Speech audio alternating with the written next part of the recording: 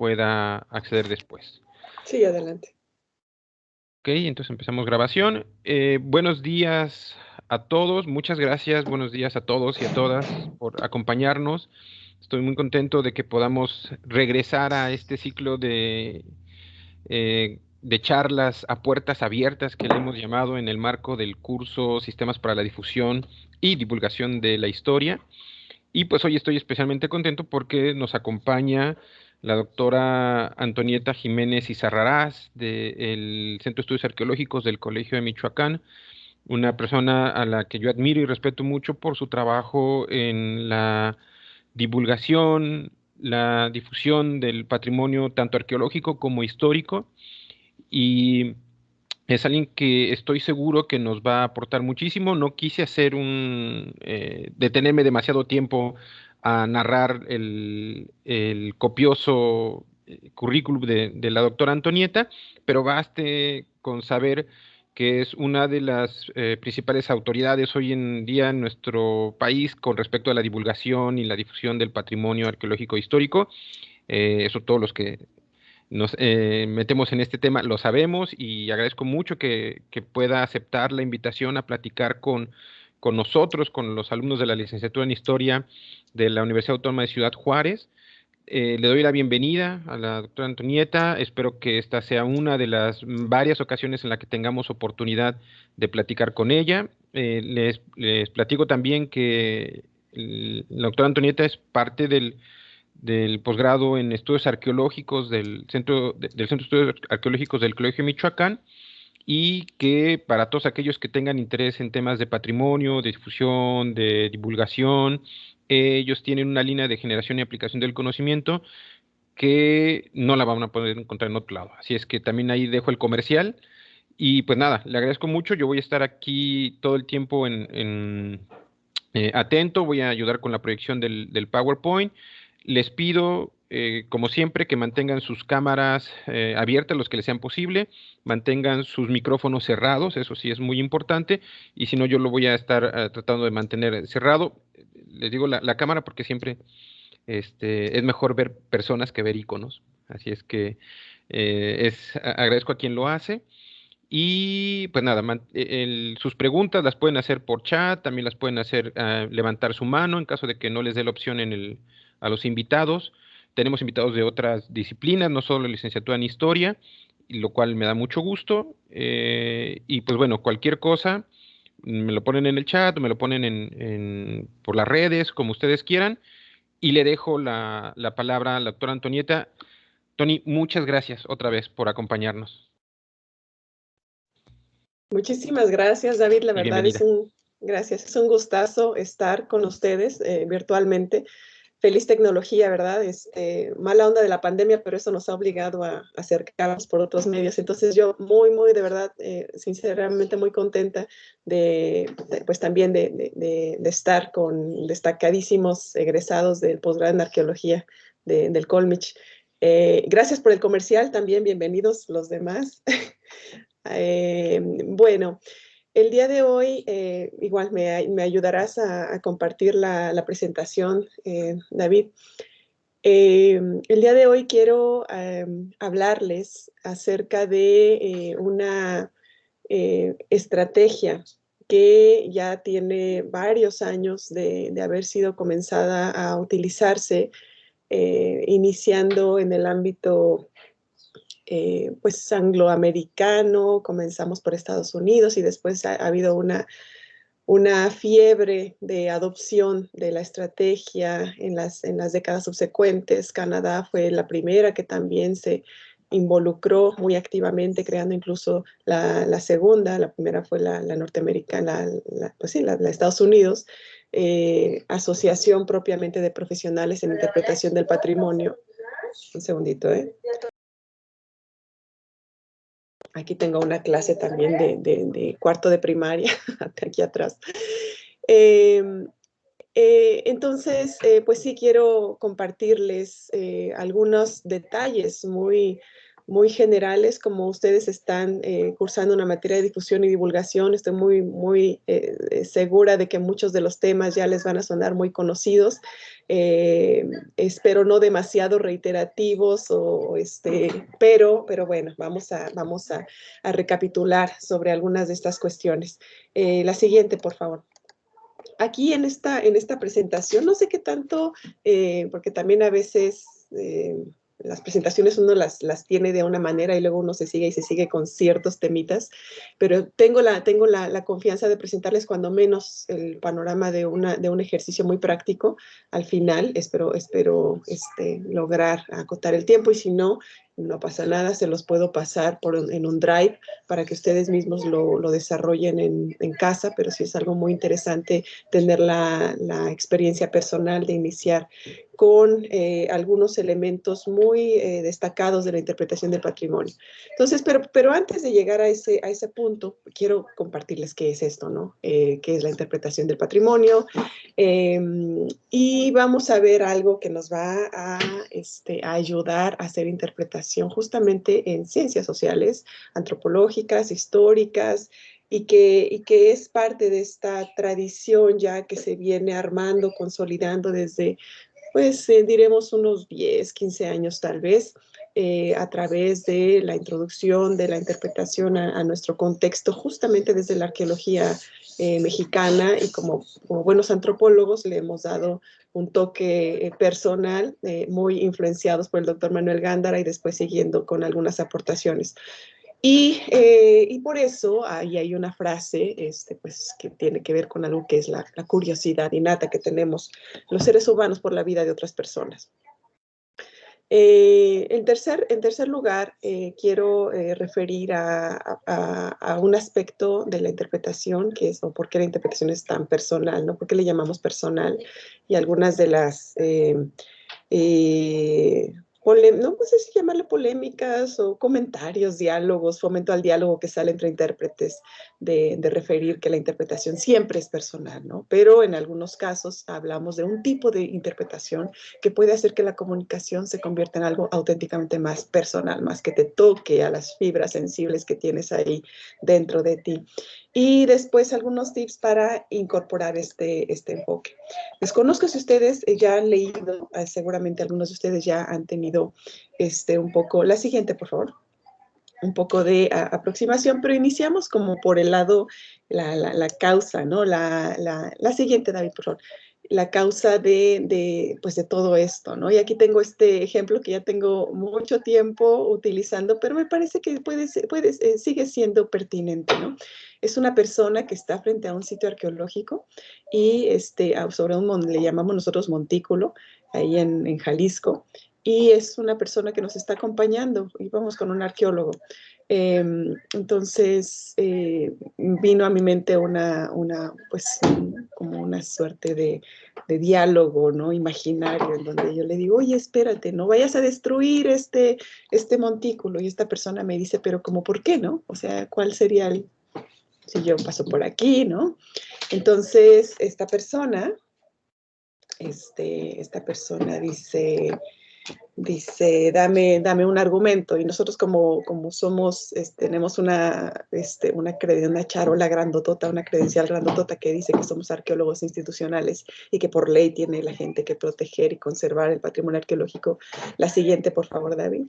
Le digo, lo que pasa es que estás encima de una estructura arquitectónica de planta rectangular con 2 etapas constructivas correspondientes al periodo posclásico tardío, y aparte se considera que su función es principalmente ceremonial. Imagínense la cara de ustedes mismos cuando yo les digo eso exactamente acerca de algún objeto histórico, el que quiera que ustedes elijan, ¿no? Y ustedes me van a decir, no toques eso, no lo agarres, no lo rompas, no lo... ¿Sí? Pero ¿por qué? A ver, dame una buena razón, ¿no? Digo, si está en mis manos, voy a protegerlo, a destruirlo, a conservarlo, a procurarlo, ¿no? Y ustedes me dicen una descripción de este tipo. Entonces, imagínense mi cara cuando yo les digo, a ver, la siguiente, por favor, David. ¿Y a mí qué? ¿No? El famoso so what, que lo estamos traduciendo de Sam Ham. Entonces, ¿y a mí qué? So what, ese ¿y a mí qué? ese es como un fantasma que nos persigue a los divulgadores cada vez que terminamos de redactar una frase, ¿no? ¿Encontrará mi audiencia lo que yo le estoy dando como algo relevante? Relevante y significativo son dos palabras clave en la comunicación de la importancia de los valores del patrimonio cultural, histórico, arqueológico, el que ustedes quieran, antropológico, el que quieran, ¿no? La gran moraleja de esta caricatura, por llamarle de alguna manera, es que los divulgadores, los intérpretes, tenemos que hacer un gran esfuerzo por proporcionar información que a la gente le importe, ¿sí? Entonces, ¿cómo le puedo hacer para decirle a esta persona, no lo destruyas? ¿Cuál es el argumento? ¿O cuál es la manera en que yo puedo persuadir a su mente a que, a que tenga pensamientos diferentes al de la indiferencia, que pueden ser muchas veces los que ocasionan justamente la pérdida de enormes cantidades de patrimonio? Ahora ustedes también tienen muchos ejemplos de museos de historia, en donde hay toneladas de información que puede llegar a ser muy importante, porque costó mucho trabajo, ¿no? Conseguirla, interpretar datos, interpretar documentos. Entonces, a los historiadores que a veces les toca curar un museo, pues sí, a veces les dicen, es que esta información es tan importante, la tengo que presentar, la tengo que poner, ¿no? Pero siempre tenemos que estar pensando en el usuario final. Es un usuario final que es una audiencia no cautiva y que se nos puede ir a la hora que a esa persona se le antoje la gana. Y es más, puede irse no necesariamente físicamente, sino lo más terrible, mentalmente. Esa persona puede que esté ahí parada frente a ti, como ustedes están ahí conmigo. Ustedes ahorita son un público cautivo, tal vez, porque algunos de ustedes tienen que validar alguna calificación, alguna nota. Otros no, felizmente, y agradezco que se hayan acercado. Estuve escuchando que hay otras personas que no están aquí porque tienen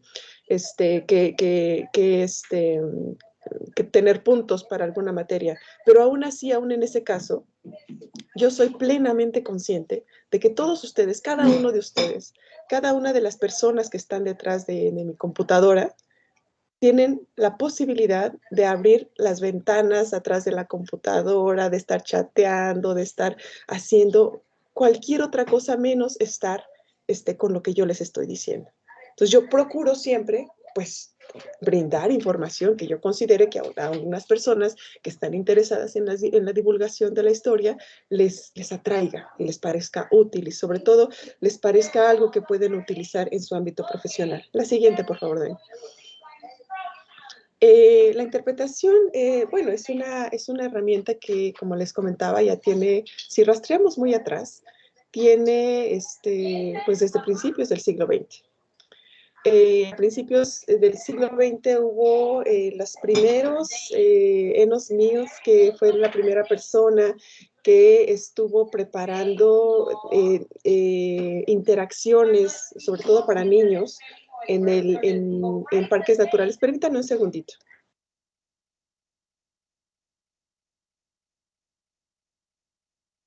Es que ya llegó segundo grado de primaria, como ustedes pueden ver. Entonces,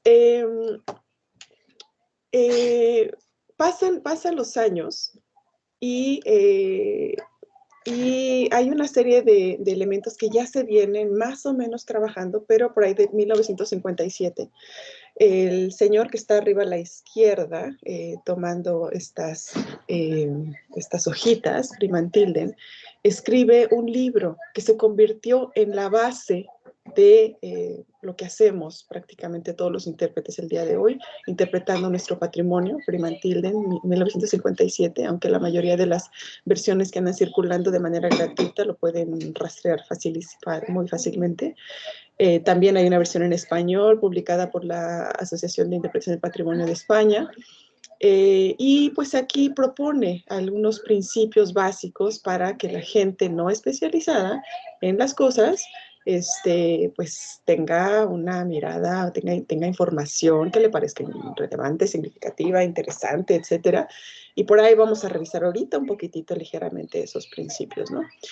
Son muchos los intérpretes que hay el día de hoy. El material bibliográfico disponible es felizmente inmenso y también con mucha especialización. Esto se debe a que pues la comunicación del patrimonio nos involucra a muchísimas personas, a muchísimas especialidades. Entonces aquí, cuando ustedes vayan a una conferencia sobre interpretación, que ojalá que vayan, son muy divertidas, se van a encontrar con biólogos, con actores, con educadores, con psicólogos, o sea, realmente la interpretación del patrimonio o con arqueólogos, ¿no? Como en nuestro caso, o sea, gente de muchísimas profesiones que tienen solamente una idea enfrente, y me gusta mucho, me voy a saltar a Ham, pero me voy con el de abajo, en medio, y este gran Ted Cable, es un autor ya con mucha experiencia, tiene un principio que a mí en lo personal me parece tal vez el más importante de todos, ¿no? Y dice la interpretación, la interpretación es algo que se genera con pasión, ¿no? Pero pasión, ¿por qué? Y dice, pasión por la gente y pasión por los recursos. Entonces, pasión por los recursos que estamos interpretando, ustedes están ahí como, es que esto es lo máximo, así como cuando siempre recapitulo sobre una vez que estaba con la boca abierta con mi dentista y la dentista me estaba hablando las maravillas del músculo que tenemos adentro de la boca y que se llama la lengua, y me estaba dando una clase magistral sobre todo lo que yo tenía allí, ¿no? Entonces fue maravilloso. ¿Por qué? Porque esta persona tenía pasión por eso, por su objeto de trabajo, por su objeto de estudio que estaba adentro de la boca y se siguió con los dientes, etcétera, ¿no? Entonces hay que tener pasión por los recursos, al igual que ustedes van a tener de repente pasión por algún documento perdido, ¿no? Ustedes van a decir, es que este documento no puedo creerlo, la vida no sería igual. Esa es la pasión. Pero también se tiene que conectar con la pasión por la gente que vino a ser inspirada por lo que podemos decir sobre ese elemento, ¿no? Entonces son dos pasiones que los intérpretes solemos engarzar y a través de los cuales jalamos muchas metodologías, muchas herramientas que nos permitan conectar a la gente con su patrimonio, ¿sí?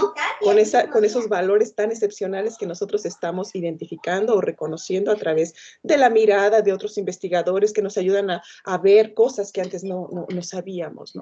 Entonces, pero bueno, es una serie de principios, son 15 principios los que proponen Beck y Cable, pero esos los vamos a ver. Y me regreso un poquito para revisar a un autor, digamos que yo les comentaba, y sí les quiero hacer un gran énfasis, en que hay mucha diversidad de aportes en la interpretación, justamente porque están unidos tres campos: el mensaje, el medio y la audiencia. ¿Sí? Sobre el mensaje ahorita vamos a ver. Pero finalmente, como estamos hablando de comunicación del patrimonio, habrá gente que aplica principios de diseño gráfico para una comunicación más eficiente. Habrá gente que identifique principios para la redacción de cedularios o paneles para mejorar los discursos interpretativos. Habrá gente que se enfoque ahora sí que en los medios de comunicación específicos, por ejemplo, en visitas guiadas con interpretación del patrimonio, o en multimedios con interpretación, o sea, en el medio de comunicación o en tipos de público también podríamos encontrar diferentes maneras de aproximarnos de una manera más eficiente a niños, a adultos, a jóvenes o al tipo de público que para mí es el más difícil, pero el más importante de saber cómo atender, que es el de las familias, ¿no? Porque son diferentes y están todos juntos y quieren y van al museo porque quieren pasar un rato juntos y convivir. Entonces, ¿cómo le haces para que todos, o cuando menos la mayoría, tenga un papel importante en tu planeación, y se lo pasen bien y aprendan y disfruten mientras comparten, ¿no? Esa parte.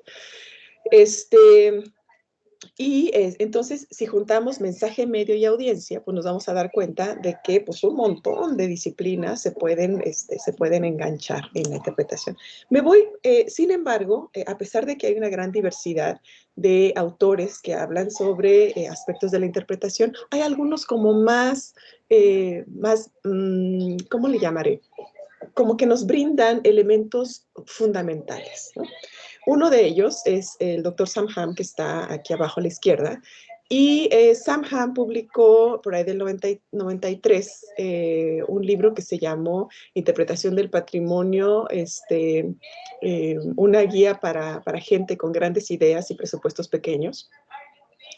Y lo que narra, bueno, retoma a Tilden, retoma a Enos Mills y retoma a otros intérpretes del pasado, y también de su propio contexto, y ya estamos en un contexto en el cual la interpretación del patrimonio en Estados Unidos está institucionalizada. Eso es algo muy interesante y muy importante de reconocer, porque gracias a esa institucionalización entra en el sistema de parques nacionales, es que también se desarrolla con apoyo gubernamental.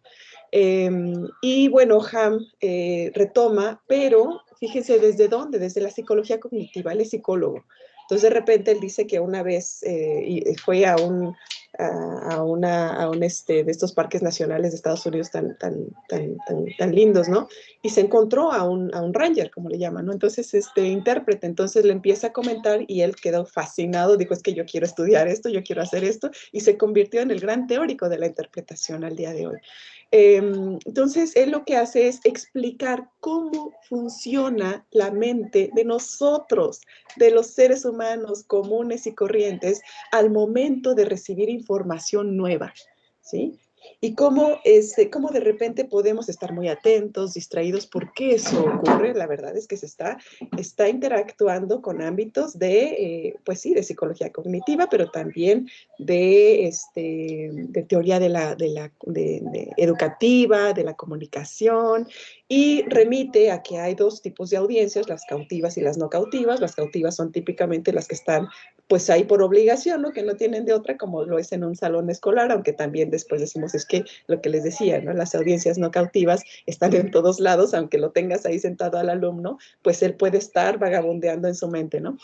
Pero bueno, diferenciamos de estas dos cuestiones, y sí, hay una serie de elementos que están ocurriendo en la mente de las personas y que nos pueden ayudar o no, o desayudar a, a enganchar o a no enganchar. Depende. Si conocemos cómo funciona la mente humana en esos contextos, entonces vamos a poder conectar muchísimo más fácil. Bueno, de ahí vamos. Después escribió otro libro que junto con Manuel Gándara, la persona que está arriba en medio, hemos tenido la súper fortuna, privilegio, llámenle de como no sé, sentimos realmente un gran privilegio, Manuel y yo, de hacer la traducción, de haber hecho la traducción latinoamericana en español latinoamericano del otro libro, el subsecuente al que escribió, y está por salir el próximo mes, ya les avisaremos con David.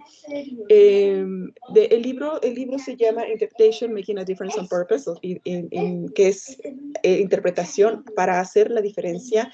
En la versión castellana de España se tradujo para hacer una diferencia intencionadamente. Manuel y yo lo cambiamos para lograr una diferencia a propósito. Y aquí está la clave de absolutamente todo.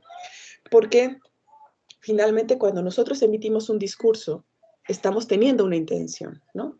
Y no va a ser una cuestión de suerte tener éxito o no tener éxito con nuestros objetivos que nos estemos planteando. Si lo que queremos es que la gente tenga algún cambio, ahorita vamos a ver algunos de los ejes de objetivos de la interpretación. Entonces, no va a ser como una cuestión de suerte, es una cuestión de estructura, es una cuestión de diseño, es una cuestión de conocer a tu audiencia, es una cuestión de tener mucha claridad en el mensaje que quieres brindar, y es una cuestión de generar información relevante y significativa para tu audiencia. Entonces, Ham nos lleva por una serie de teorías, bueno, básicamente utiliza dos teorías, desde la comunicación, desde las teorías psicológicas de comunicación y de educación, para llevarnos al plano de enseñarnos cómo es que funciona la mente de nuestra audiencia, y de esta manera cómo nosotros podemos engancharlo, mantenerlo o mantenerla mayormente entretenida, divertida, y al mismo tiempo aprendiendo y generando nuevos pensamientos en su mente, ¿no? Entonces, bueno, Ham lo tenemos en el 92 muy presente, después en 2012 que publica que ha estado publicando, ahorita ya está publicado en 10 idiomas, y nosotros vamos a hacer el 11º, aunque, bueno, español de Castilla, y ahora tendremos el español latinoamericano. Esta es la última traducción que se ha generado, y ahorita creo que le propusieron otra en no sé qué idiomas de Europa del Este. Bueno, luego tenemos como intercalados, ¿no? Porque finalmente estamos en el mismo contexto.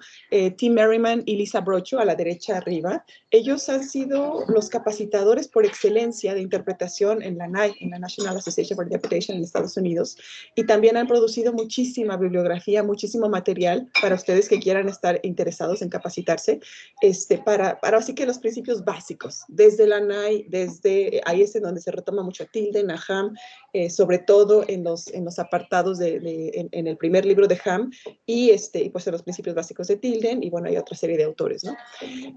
Arriba, en medio, les decía, está Manuel Gándara, arqueólogo, antropólogo, maestro de muchos de nosotros, y él fue quien integró a la interpretación del patrimonio a nuestro contexto antropológico y mexicano en muchos casos. Y bueno, él ha hecho una propuesta muy interesante de hacer algo que le llama el enfoque antropológico en la interpretación del patrimonio, y es la que nos va a servir muchísimo a nosotros, a ustedes historiadores, a nosotros arqueólogos, a gente que trabaja con patrimonio cultural, y de ahí más o menos nos hemos ido agarrando para generar otras propuestas. Y abajo a la derecha está como la última, como si ustedes quieren decir, ¿y qué es lo nuevo en interpretación, no? Pues ahí está. Jackie Gilson, canadiense.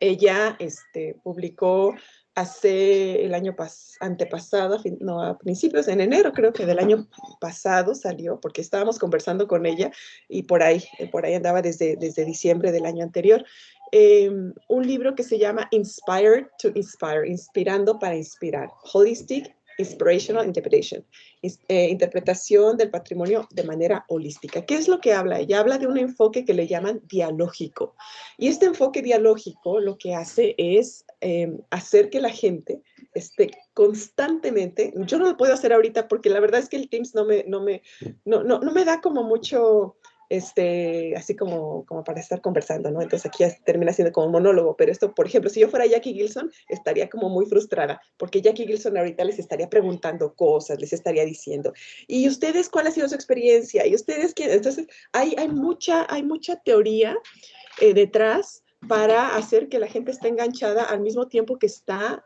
conversando consigo misma los pensamientos y las cosas que está con respecto a la información que está recibiendo.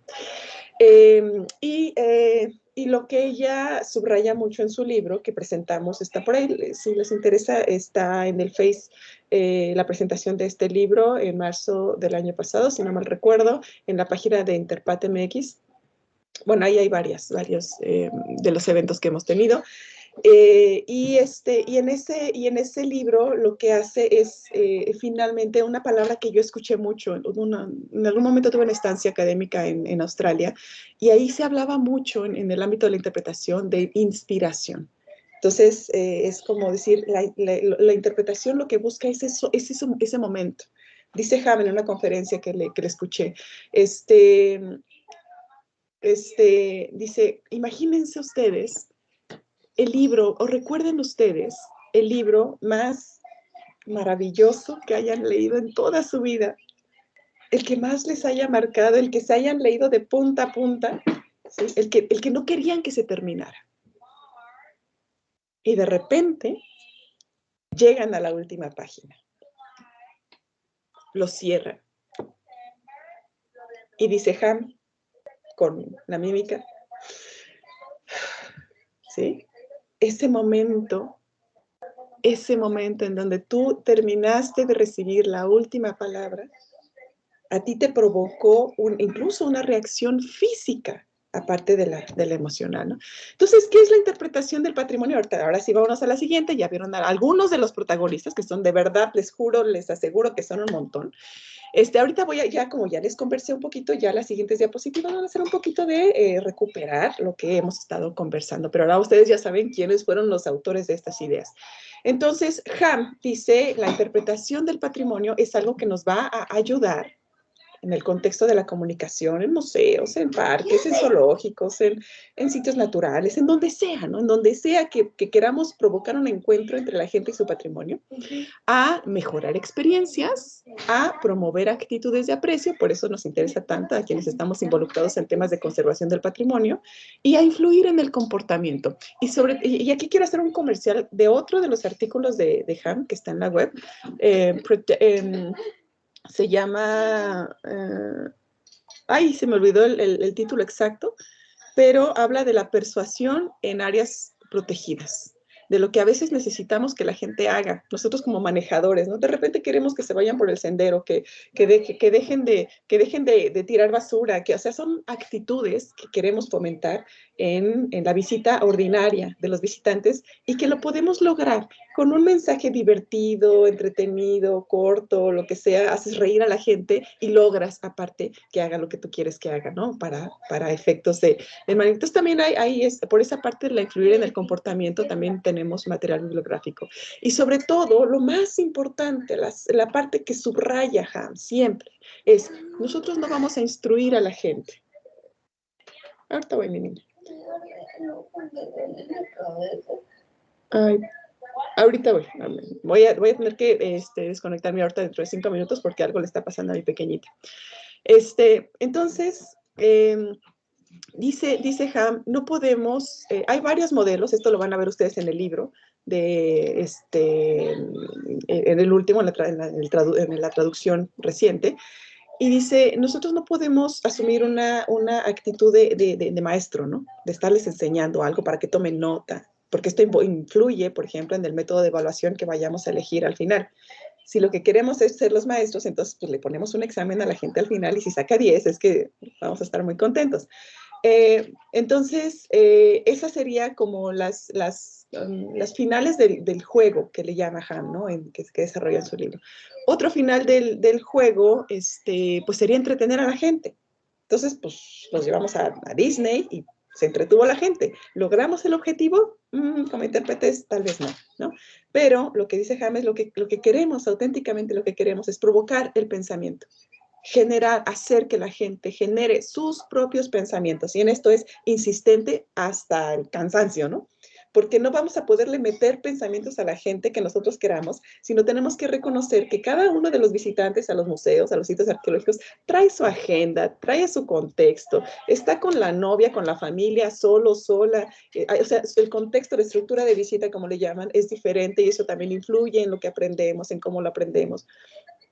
Pero entonces no vamos a poder como meterle a la gente, ahora vas a aprender lo que es el posclásico tardío, pum, y sale, ¿no? Expertos en posclásico tardío, no, sino que simplemente van a conectar con lo más íntimo, que son ellos y ellas mismos y mismas, ¿sí? Entonces, esa es la insistencia de Ham, provocar el pensamiento de las personas.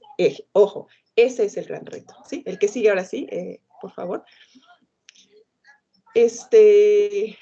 ¿Cómo lo hace? Bueno, pensar en el público real más que en el ideal, información relevante, significativa, y trabajar sobre un modelo de interpretación de excelencia, que es el TORE, que es temática, organizada, relevante y disfrutable. No va a poder detener demasiado a todo esto.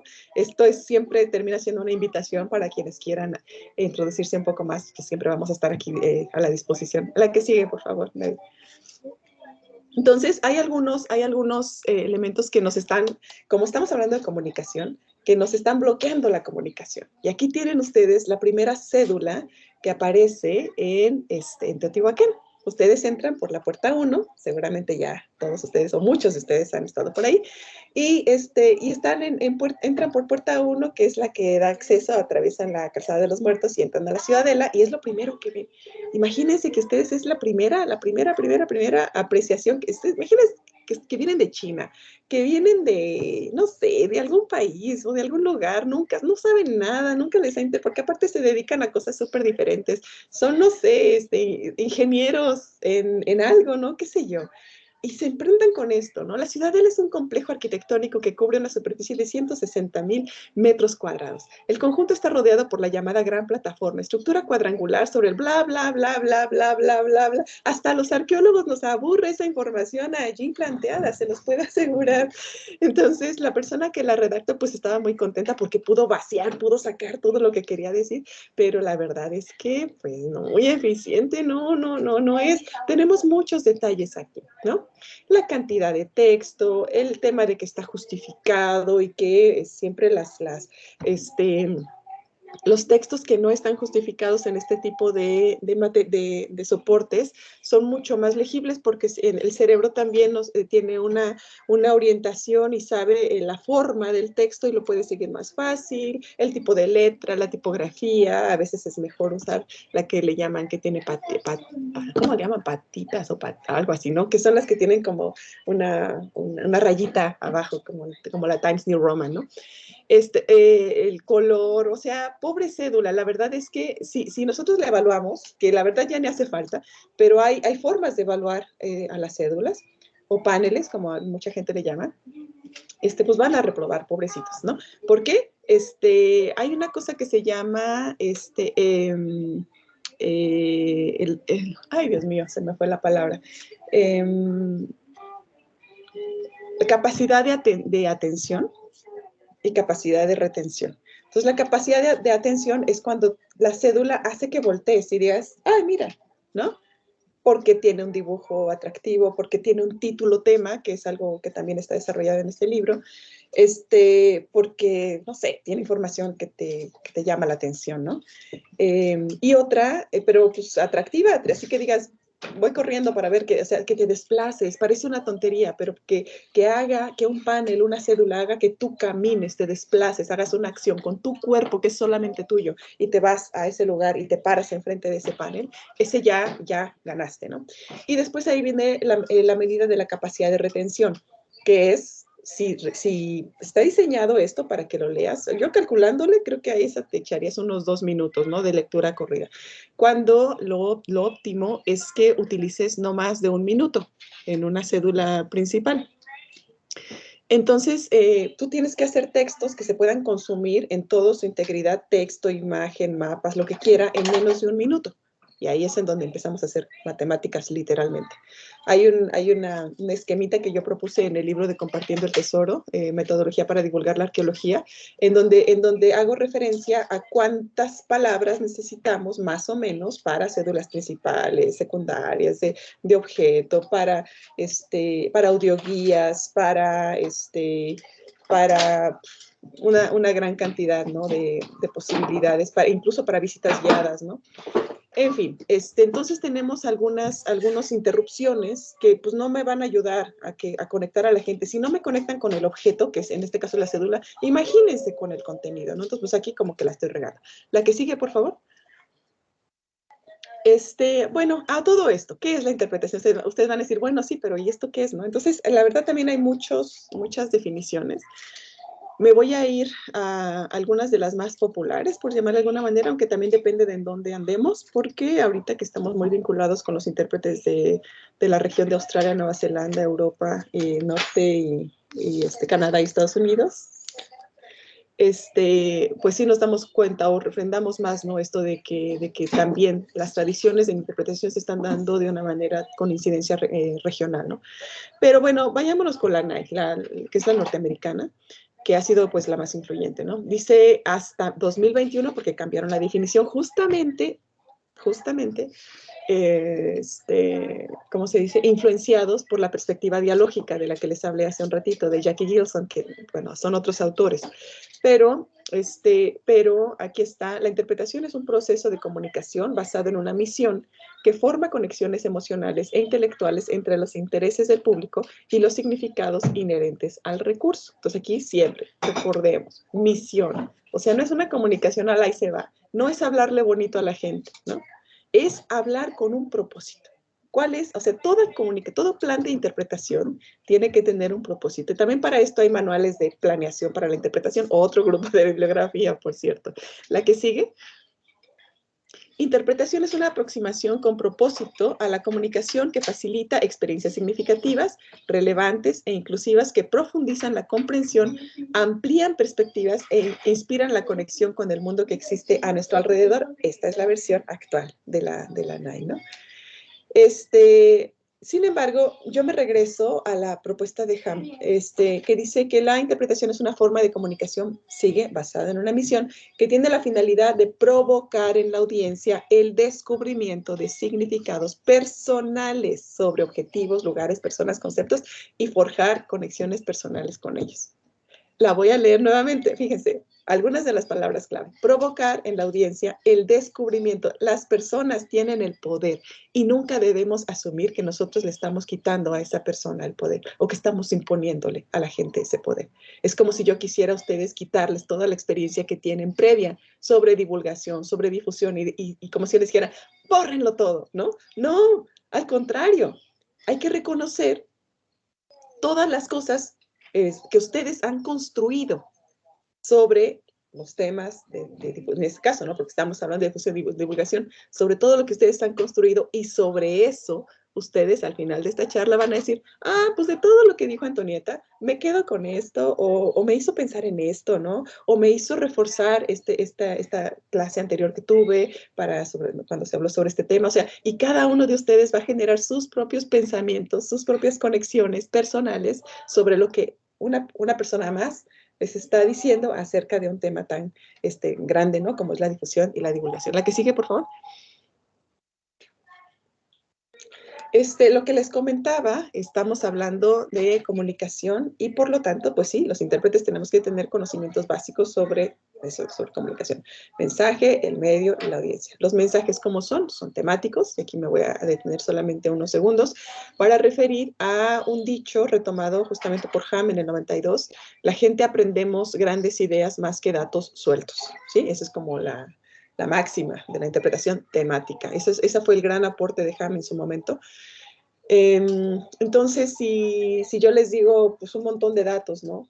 Dispersos sobre interpretación, ustedes medio van a estar todos mareados para ver y aquí de cuál agarro, después se van a aburrir, ¿no? Entonces, si ustedes hacen un paquete y dicen, mi objetivo es lo estructuran y ¡pum! Y lo lanzan, ¿no? Entonces, ese mensaje, ese tema, es el que hay que construir a veces con mucho, mucho cuidado, a veces es el que tardan uno más en construir, pero cuando uno genera un mensaje que tiene información relevante y significativa para la audiencia y que es importante para cumplir con los objetivos de comunicación, por ejemplo, si quieres fomentar el aprecio por ese patrimonio o si quieres mejorar la experiencia del visitante, ¿sí? O sea, cualquiera que sea tu objetivo, de ese y se conecta con algo que es importante para la audiencia. Por eso los mensajes no es así como que decir, voy a hacer un mensaje hoy. No, espérate tantito. Tienes que revisar algunas cuestiones, para quién es el mensaje, quién te lo está auspiciando, ¿no? En donde tienes que revisar un poquito cuestiones de planeación estratégica, misión y visión de la organización para la cual estás desarrollando esos mensajes, si son consistentes, si son coherentes, y después, ¡pam!, ya, lo lanzas. Y ese mensaje principal es el que puedes desarrollar a través de un montón de medios de comunicación, diversificas audiencias, entre otras cuestiones, ¿no? Medios de comunicación adecuados. Hay que conocer a nuestro medio o a nuestra estrategia de comunicación, ¿sí?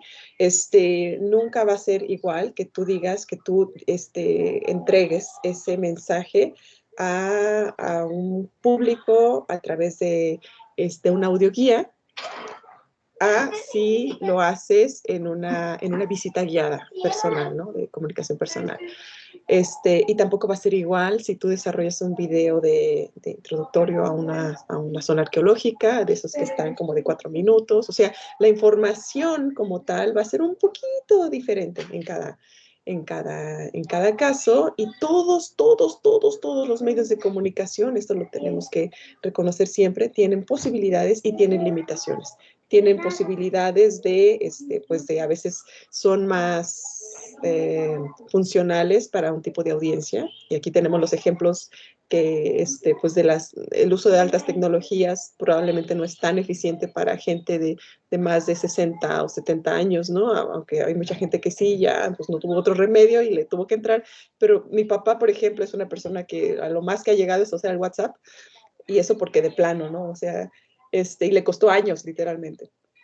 Pero hay medios de comunicación, pues, que son más, ¿cómo diríamos? Más facilitos, ¿no? Más naturalitos, diríamos, para que lo use uno u otro, ¿no? Entonces tenemos que reconocer que cada medio de comunicación está un poco más, puede ser más afín a un tipo de audiencia, y que también cada medio de comunicación va a tener que reconocerse en la cantidad de información que puedes meterle ahí, pues también va a ser diferente, ¿no? Entonces, si tú haces un cedulario como ese, ¿no? O sea, ahí hay un límite, porque la gente, los estudios de público nos dicen que la gente no dedica más de un minuto a leer un panel. Eso es una regla básica para escribir o para diseñar un panel, ¿no? Entonces, si no va a dedicar más de un minuto, ¿para qué haces información que va a durar 2 minutos? Vas a desmotivar a la gente y lo vas a provocar una sensación de castigo, de que, ay, nunca leo, ay, soy malo, ay, no sé, ¿no? Que es también el famoso golpecito que Manuel Gandara nos repetía mucho, ¿no? Que estás castigando y castigando y castigando a tu visitante porque no sabe, porque no lee, porque no leyó antes de llegar. Entonces, pobrecito visitante, pues se va desmotivado también, y ¿no? Como, aminora las posibilidades de que tenga un aprendizaje más bonito y más disfrutable, ¿no?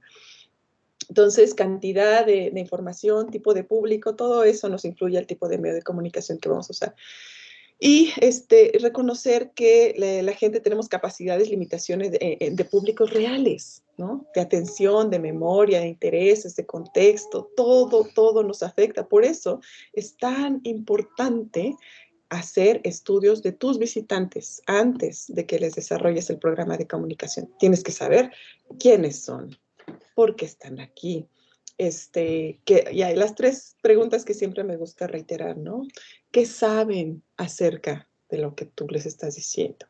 ¿Qué no saben acerca de lo que tú les vas a decir?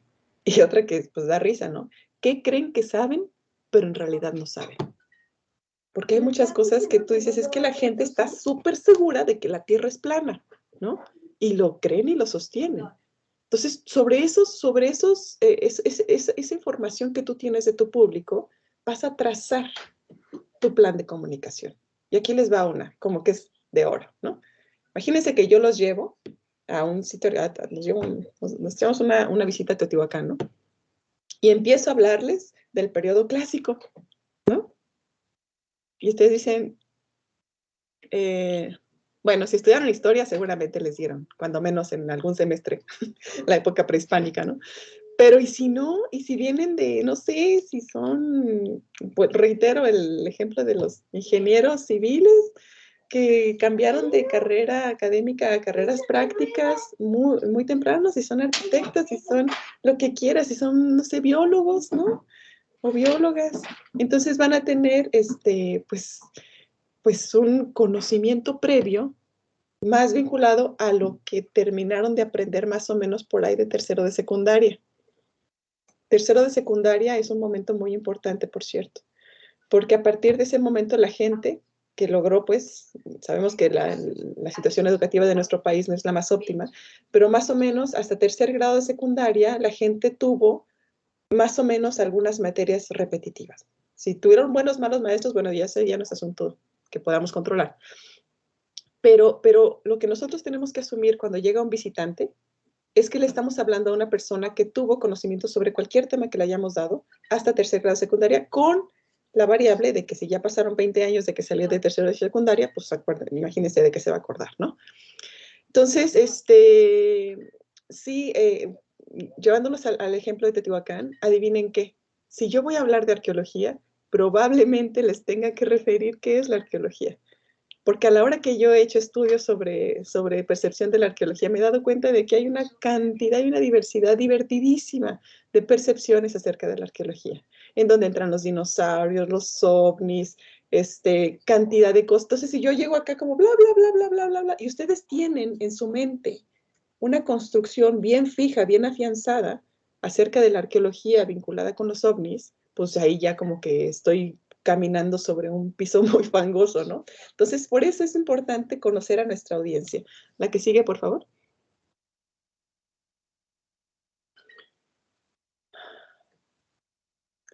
La otra, y es que, bueno, si quieren hasta aquí, nos tomamos 5 minutitos para estirar las piernas un poquito para ver qué es lo que le pasó a mi niña, porque algo tenía en su, creo que le salió una ronchita. Y vamos a seguir con un poco el enfoque antropológico, a ver hasta dónde llegamos, y con comentarios por parte de ustedes, que va a ser una parte muy divertida también. ¿Sale? Por supuesto, Antonita, muchas gracias. Entonces, 5 minutitos aquí, a la hora que tú regreses, por aquí andamos. Aprovecho para compartir algunos en el chat, pero creo que no todos tienen acceso al chat. Les compartía tanto la página de Facebook de Interpact, que es lo que está haciendo, lo que nos estaba refiriendo la doctora Antonieta, y del texto que decía sobre interpretación persuasiva, persuasión e interpretación de Samuel Ham. Está de acceso libre, está en ResearchGate. Entonces, no sé, déjenme se los...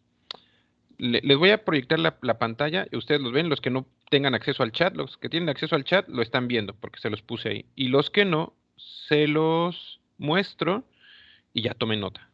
¿Va? Aquí está, en ResearchGate. Samuel Ham. Interpretación is persuasive when themes are compelling. En ResearchGate. Y ahí hay más información sobre él, hay más trabajo sobre él. Y el otro es... Aquí está. A ver si estaba. No, dejé de compartir. Un segundo.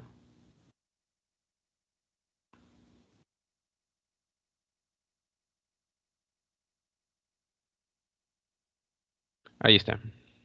¿Sí? La página es Interpack MX y ellos aquí tienen varias actividades. Cada mes tienen charlas, han estado muy interesantes. Ha estado Samuel Ham, Manuel Gándara, la doctora Magdalena y han hecho varias cosas. Así es que pueden inscribirse y seguir al grupo. ¿Ok? Y nada, 5 minutitos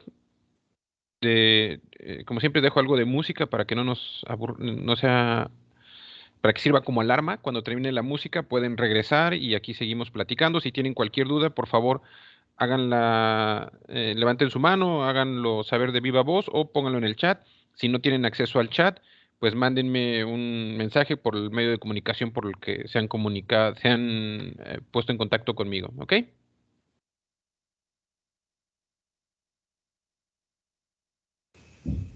Sale, perfecto, gracias. Gracias.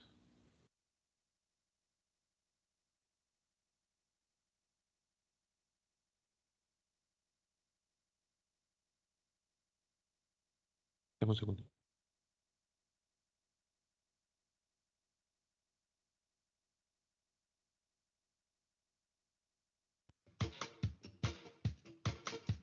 Para todos aquellos que andan lejos de casa.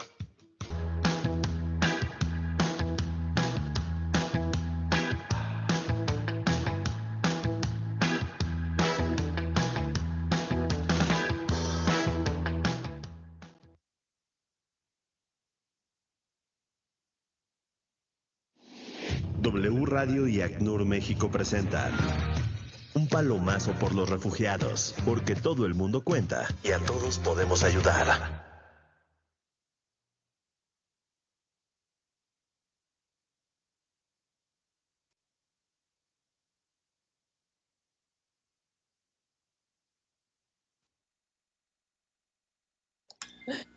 Dice Jessy que por qué quitaron la música. Qué bueno que le haya gustado. Creo que es la única que le gusta mi selección musical. No, Los baile, alumnos baile. se quejan de ella. No, a mí sí me gustó. Está buena esa versión. Qué bueno que te gustó. Qué bueno que te gustó, dice. Córrele.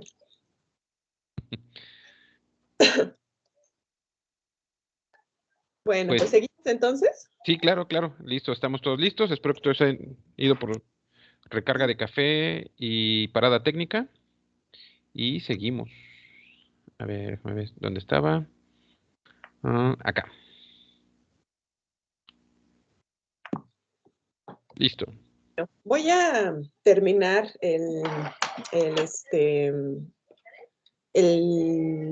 la presentación que les traje. Yo calculo en más o menos en una, como es de las 10:40 de ustedes, 11:40 mías, terminar esta parte y conversar un poquito, ¿no? Si tienen dudas o preguntas o reclamos, van a ser súper bienvenidos siempre. Perfecto, muchas gracias. Ahorita quiero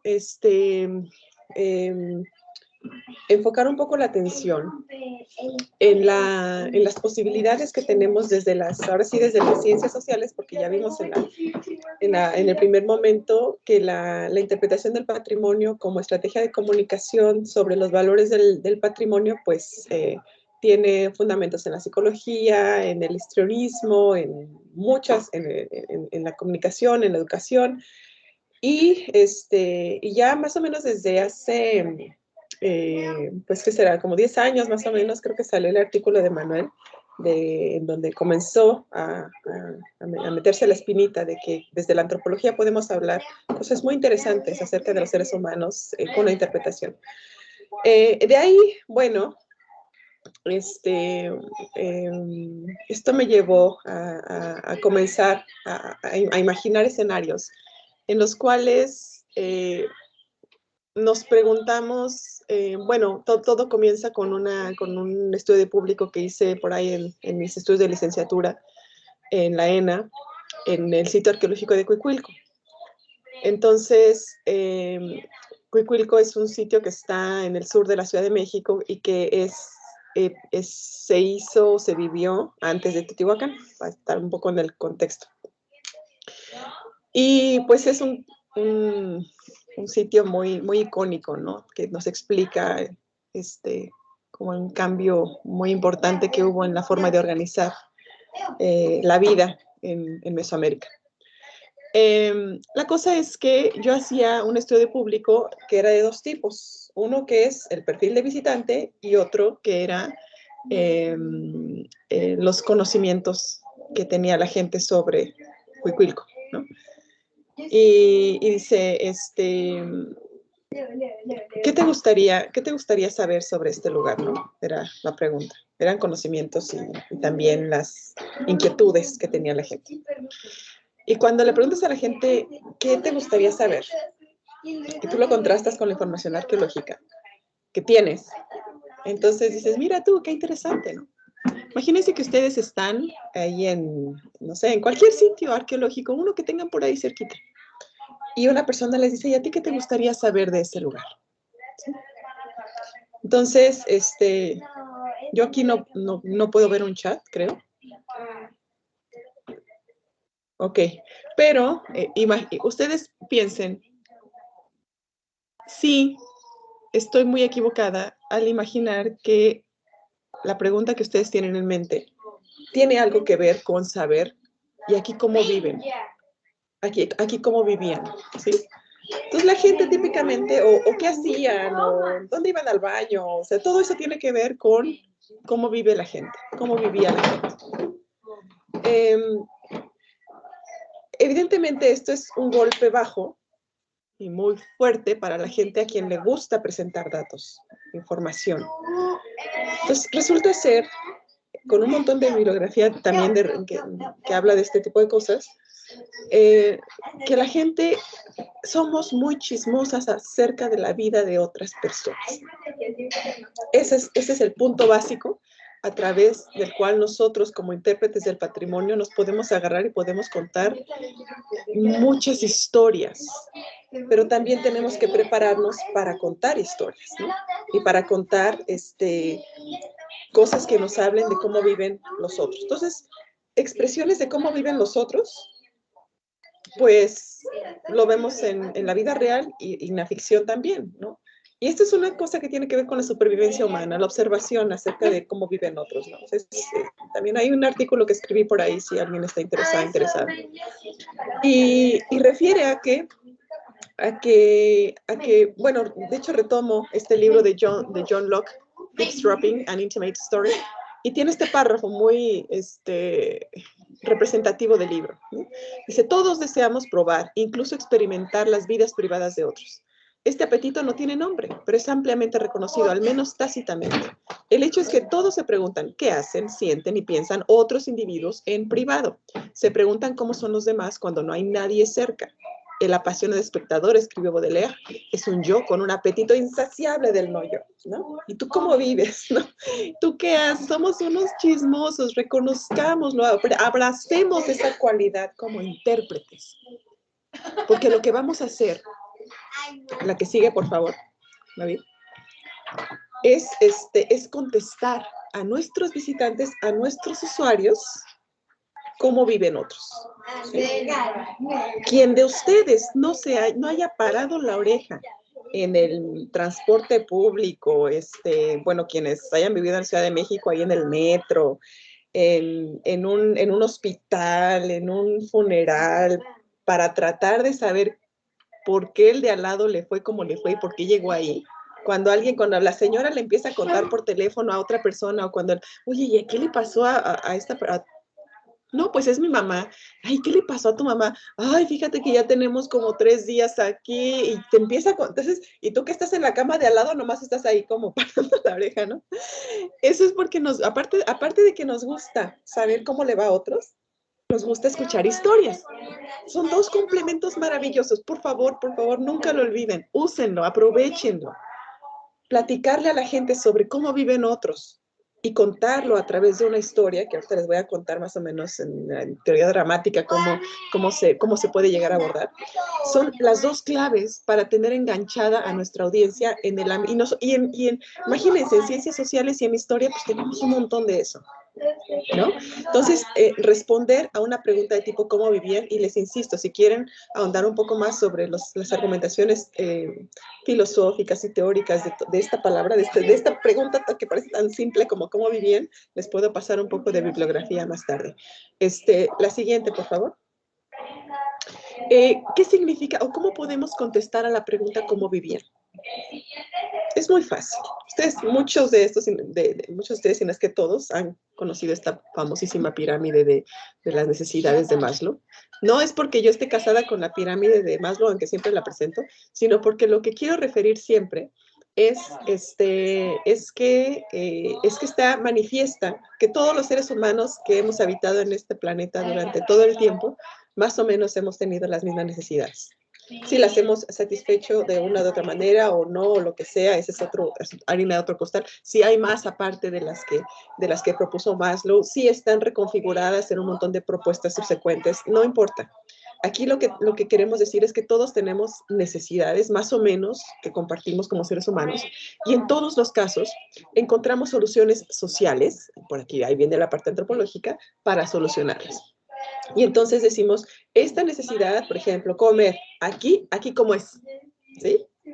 Y aquí cómo le hacen para comer, y aquí cómo le hacen para dormir, y aquí cómo le hacen para casarse, y aquí cómo le hacen para, ¿sí? Entonces, cada una de las necesidades tiene una respuesta social que incluye convenciones, normativas, hasta pensamientos de cómo el deber ser, ¿no? O sea, cada necesidad tiene una respuesta social que afecta al plano individual. Ya me estoy metiendo mucho en la antropología, ¿vale? Entonces, aquí la cosa es decir, así como que, ¿y aquí cómo? ¿No? No, es que aquí los amores a distancia, ¿no?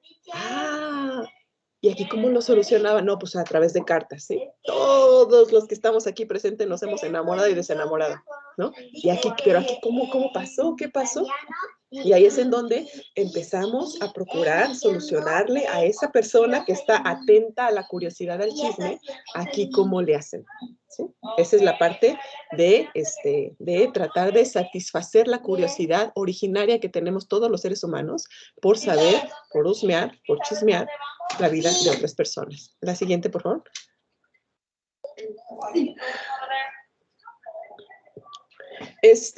Bueno, aquí sí yo creo que ya no me va a dar tiempo de explicarles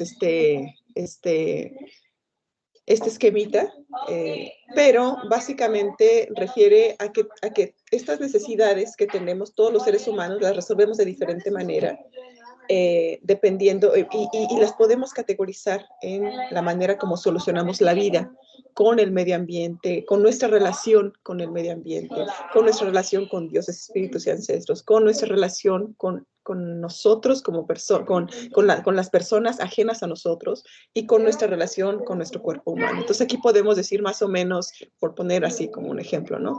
Si le vamos a decir a la gente cómo vives, la verdad es que podemos hablar de una inmensidad de cosas referidas en estos 4 ámbitos, ¿no?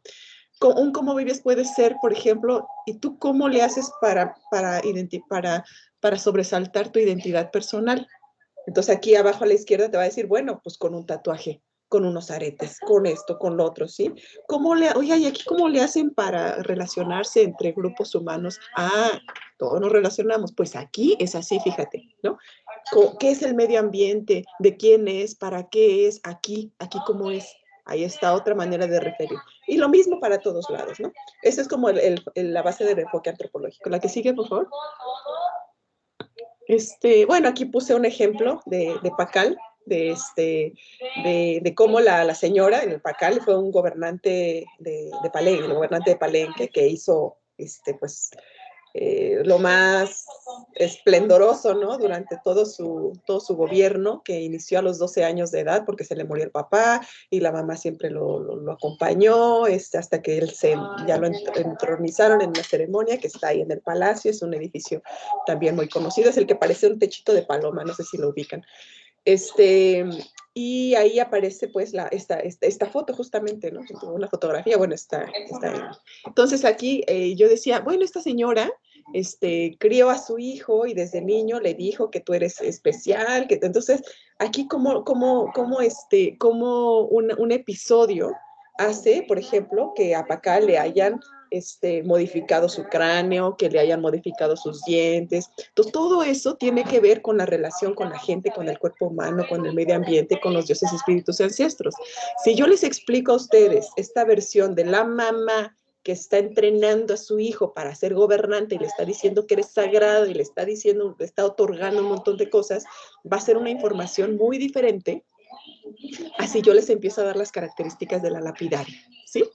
Así yo les empiezo a dar la técnica con la que se hizo esta piedra, así yo les empiezo a hablar de los motivos que están ahí representados. Y aquí está la escritura, o sea, así les empiezo a brindar el lenguaje técnico que recuperaron los epigrafistas mayas, porque ustedes pues, se van a quedar como yo, ¿no? Que tampoco soy muy ducha en aspectos de epigrafía maya. Bueno, la que sigue. De esta manera llegamos a una de mis, ahora sí que uno de mis dichos, ¿no? La interpretación del patrimonio cultural la podemos entender como el arte de presentarle gente a otra gente, ¿sí? Entonces, Juan, Pedro, te presento a Huitzilopochtli, el hijo, los encargados de Huitzilopochtli. Entonces, oye, ¿y ellos quiénes son? ¿Y ellos cómo viven? ¿Y ellos qué hacen? ¿Y ellos por qué hacen lo que hacen? ¿Sí? Entonces ahí, entonces, órale, piensen en un museo de historia, en una narrativa de historia, en donde ustedes van a cambiar el chip. Hay una insistencia en todo esto. Vamos a dejar de hablar, y si los dice una arqueóloga, se los dice una arqueóloga, vamos a dejar de hablar de objetos y vamos empezando a hablar de la gente que estuvo vinculada con esos objetos. Vamos a empezar a dejar de hablar del documento, historiadores. Y vamos a empezar a hablar de la gente que algo tiene que ver con ese documento. Ustedes me van a empezar a decir quiénes son, cómo viven. Y va a haber mucha gente, se van a dar cuenta que alrededor de yo estoy dando ya desde hace algunos años una materia de difusión y divulgación en la licenciatura de Archivos y Gestión Documental. Estoy entre puros archivistas y algunos historiadores, y es muy interesante, porque también hablamos mucho del documento, ¿no? Del papel del documento. Bueno, pasa igual que con los arqueólogos, los historiadores, los archivistas, ¿sí? Porque tenemos el objeto y a veces nos queremos centrar solamente en el documento. Y de verdad que hemos hecho ejercicios muy bonitos, muy divertidos e interesantes acerca de toda la gente que está alrededor de un documento histórico. Porque ahí me puedes hablar de los que lo escribieron, de los que lo mandaron a escribir, de los que se enojaron porque lo escribieron, de las repercusiones en personas, ¿no? Sobre la existencia de ese documento. Y ahí, de los que hicieron el papel, de los que fabricaron la tinta, de cómo vivían los que fabricaban tinta, ¿no? Entonces a la gente pues nos va a dar mucha curiosidad de saber y estas personas cómo eran, ¿no? A ver, la que sigue, por favor. En perspectiva de, bueno, fulano te presenta sutano, también tenemos algo que reconocer, ¿sí? Esa persona es una desconocida. Y, por ende, pues, a ver, ustedes, yo quiero saber cuando se han subido a un avión, a un autobús, así, esos traslados largos de más de 2 horas, ¿no? Que uno tiene que estar ahí sentado y te toca al lado una persona que es bien platicadora, ¿no? Entonces, ahí hay de 2 sopas. O, bueno, puede haber como 3, de hecho, ¿no? Una dices, ¡ay, qué chido, conocí a esta persona y le mantuviste la conversación! La verdad es que no creo que haya pasado muchas veces, ¿no? Son como las menos. A menos que a ustedes les guste mucho el bla, bla, bla, bla, bla. Pero así como que llega uno y te dices, ¡ay, libro, porque te olvidé en casa!, ¿no? O empiezas a decir, es que ya tengo sueño, y cuando no tienes mucha así capacidad de cortar la conversación, pues te la chutas, ¿no? Pero cuando no dices, estoy leyendo un libro, gracias, y ya te pones a leer, ¿no? Entonces, ¿por qué te puede interesar o puede no interesarte la vida de esa persona o la manera o lo que te está contando? Por eso ahí entramos en el tema de la diversificación de contenidos específicos para diferentes tipos de público, ¿sí? Tú le vas a presentar a una persona a otra persona, ¿no? Pero yo no me quiero imaginar que a mi hijo le estoy presentando no sé, a un trabajador oficinista, ¿no? Porque mi hijo va a decir, ok, mucho gusto, ya puedo seguir jugando, ¿no? Pero ¿qué pasa si a mi hijo yo le presento a un niño? ¿Sí? O le presento, y le presento contenidos que tienen que ver con lo que a él le interesa y que están relacionados con lo que yo sé acerca de la vida de esa sociedad en ese momento. Entonces tenemos un mensaje central que puede englobar, puede presentar, por ejemplo, un momento de la colonia. Y ese momento de la colonia me va a llevar a la diversidad de personas que vivieron en ese momento de la colonia. Y me va a hacer investigar ciertas cosas. También hay formas para quienes estén interesados, de obtener la información precisa que necesito para este tipo de público, sin perdernos en los mares de bibliografías sobre periodos y contextos enormes y que apilan bibliotecas, ¿no? Entonces, hay que tener esa apertura y reconocimiento de que no existe esa cosa que le llama público en general, no existe. Eso, bueno, eso es algo como una plataforma, un punto de partida, ¿no? Porque no hay un público que represente a todos los públicos. Hay públicos predominantemente mayores, ¿no? Pero incluso cuando ustedes escriben, no, es que lo estoy describiendo para el público en general. Sí, ¿y quién es tu público? ¿Y cómo es? ¿Y qué le gusta? ¿Y qué hace? ¿Sí? Aquí la persona divulgadora te va a estar machacando con la idea de ¿conoces a tu público? ¿O a quién estás queriendo alcanzar? En fin, seguimos, por favor.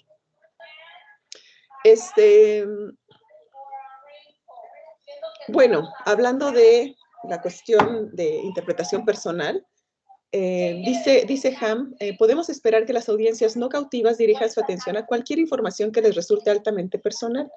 Y cuestiones muy personales de lo que le puedes hablar a una persona de otra persona es nosotros mismos, o sea, le vas a hablar de esa persona de sí misma, nuestras familias, nuestra salud, nuestro bienestar o nuestra calidad de vida, nuestros valores más profundos. Ay, los valores son una cosa riquísima también. Principios, creencias y convicciones. La que sigue, por favor. Bueno, no seguimos ya para pasar a la siguiente. Aquí está la siguiente cuestión con la que quisiera que amarráramos el tema de presentas a una gente a otra persona, ¿no? Aquí va una escena. No sé si ustedes, así cuando dicen, híjole, el otro día yo vi que había una transmisión en vivo de de una reserva natural en Sudáfrica, ¿sí? Entonces, dices, órale, qué padre, pues yo quiero verla, ¿no? Sí, está en vivo, o sea, estás viendo lo que está pasando. Fíjense, estoy cumpliendo con el cometido de, pues yo quiero saber cómo viven, ¿no? En este caso los animales o las jirafas, ¿no? Yo quiero saber cómo viven. Ah, pues yo te enseño cómo viven, no pasa nada. Vente. Entonces ya le pones la cámara y se sienta la persona. Dice, ok, jirafa echada, jirafa se paró, jirafa movió una oreja, jirafa ya no está y ahora está otra jirafa, ¿no? Qué bien. Entonces, pues tú estás cumpliendo, ¿no? Dices, Antonieta me dijo que les dijera cómo vivían. Yo les estoy ni siquiera diciendo, les estoy enseñando cómo viven. Ustedes saben que eso no basta. Ahora les voy a poner otros símiles. Yo les voy a decir cómo vivían aquí hace 150 años. Y te monto un museo de una botica, que por cierto aquí hay, literalmente en Morelia. De una botica de hace quién sabe cuándo. Entonces ahí están los frascos, ahí está todo, así, todo montado. Y ni una voz que te diga nada, ¿no? Entonces tú llegas y dices, ah, pues está chido, mira qué frasquito tan bonito. Ah, mira, ese es verde, ah, ese es rojo, ah, ese es morado, ese está chiquito, ese está, o sea, pero no sabes ni para qué sirven, o sea, no sabes nada. Es lo mismo. Museos de historia, ¿a poco no estamos llenos de esos? El curador dijo, yo ya cumplí, yo ya les dije, mira, ya nomás ellos se tienen que imaginar todo lo demás. Así que padre, ¿no? Entonces, en arqueología, en historia, cometemos mucho ese error de asumir que la gente, por el simple hecho de estar en un lugar que se parece a un contexto, se va a completar el proceso de conocimiento sobre un contenido que no le estamos revelando de una manera explícita o estratégicamente. No es que esté mal hacer representaciones, ojo, sino que aquí lo que nos está faltando es, para empezar, en ese tipo de museos, pues un contenido relevante, significativo y todo, pero en el segundo momento es movimiento. ¿Sí? Necesitamos contar las historias con movimiento. Este es un esquema muy básico que usan en teoría dramática, en donde tenemos pues una estabilidad, ¿no? Que típicamente es lo que estudiamos los arqueólogos. No sé si han visto como, ¿y el periodo clásico? ¿Y qué había? ¿Y qué se consumía? ¿Y quién comerciaba con quién? ¿Y quién se peleaba con quién? Y ¿no? Entonces tú narras cómo la gente vivía en periodos, pues la verdad, a veces muy largos, ¿no? Es muy interesante los estudios de estabilidad y son muy abundantes. Y de repente, quién sabe qué pasó, pero de repente ya vivían de otra manera, ¿no? Entonces te pasas a la estabilidad B. En arqueología es muy difícil tener mucho detalle en la parte de en medio. Hubo un conflicto, por ejemplo, de Cuicuilco, que les decía, a Teotihuacán. Imagínense que en Teotihuacán de repente aparecen clases sociales, aparecen estructuras de gobierno inmensamente, con un territorio inmenso. O sea, real y auténticamente hay un cambio social de esos que solamente ocurrieron 5 veces en toda la historia de la humanidad. Imagínense la excepcionalidad de aquello, ¿no? Entonces, ¿y qué pasó en medio, no? ¿En dónde estuvo el drama? No, pues ahí tienes a los arqueólogos proponiendo un montón de posibilidades. Uno de ellos fue, en efecto, un cambio climático, el otro, ese rayo que se pone ahí, ¿no? De repente todos estaban muy felices y contentos en su cacicazgo, ¿no? Que le llaman los teóricos. Y de repente, moles, algo pasó. O sea, todos estábamos muy contentos y felices, jóvenes, señoras, señores. Todos estábamos bien felices y contentos en nuestra rutina del siglo XXI y de repente se le ocurre al COVID llegar. ¿Sí? Utilicen cualquier ejemplo, cualquiera. Entonces llega ¿Y a poco no tenemos una incertidumbre? No sabemos qué hacer, no sabemos qué hacer, no sabemos si saludar. O sea, recuerden, hace año y medio cómo estábamos viviendo. En una incertidumbre absoluta, en una ansiedad, ¿sí? Y de repente ya cerquita aparece una vacuna, que es como un momento esperanzador, ¿no? En todos los momentos de ansiedad, de incertidumbre, va a aparecer alguien con un liderazgo que va a decir, yo tengo la solución. Y ahí va todos los borreguitos, ¿no? Y ahí va la salvación, que se llama vacuna. Ay, pero no me vacuno, sí me vacuno, ¿cuál vacuna? ¿Sí? Entonces, de repente, estamos en una supuesta media estabilidad. Ya se me iba a cruzar el idioma. Justamente ahora, ¿sí? Estamos ahorita en una, yo pensaría que estamos en el amarillo, porque pues no estamos realmente en una estabilidad, estamos como, quién sabe, ¿no? Ahora, Teotihuacán, de repente es la estabilidad B, pero ¿qué pasó en todo el medio? Hubo 2 volcanes que hicieron erupción, ¿sí? Hubo un aumento muy interesante en el culto al dios del fuego. Hubo movimientos bélicos muy interesantes que ocasionaron que la gente estuviera forzada a venir a vivir a Teotihuacán. Entonces se construyó un estado multiétnico. Había gente de muchos idiomas viviendo en la misma ciudad, ¿se fijan? Había gente de muchos, hablando muchos idiomas. Es diferente si yo les digo, pluriétnico, ¿no? Soy yo misma, rectifiqué. ¿Sí? Había gente de muchas culturas, de muchos que hablaban muchos idiomas viviendo en un mismo lugar por la primera vez, ¿sí? Forzados. Además, a tener el mismo sistema de reglas, a hacer la misma cerámica, bla, bla, bla, bla, bla, ¿sí? Entonces, eso es algo que podemos nosotros utilizar.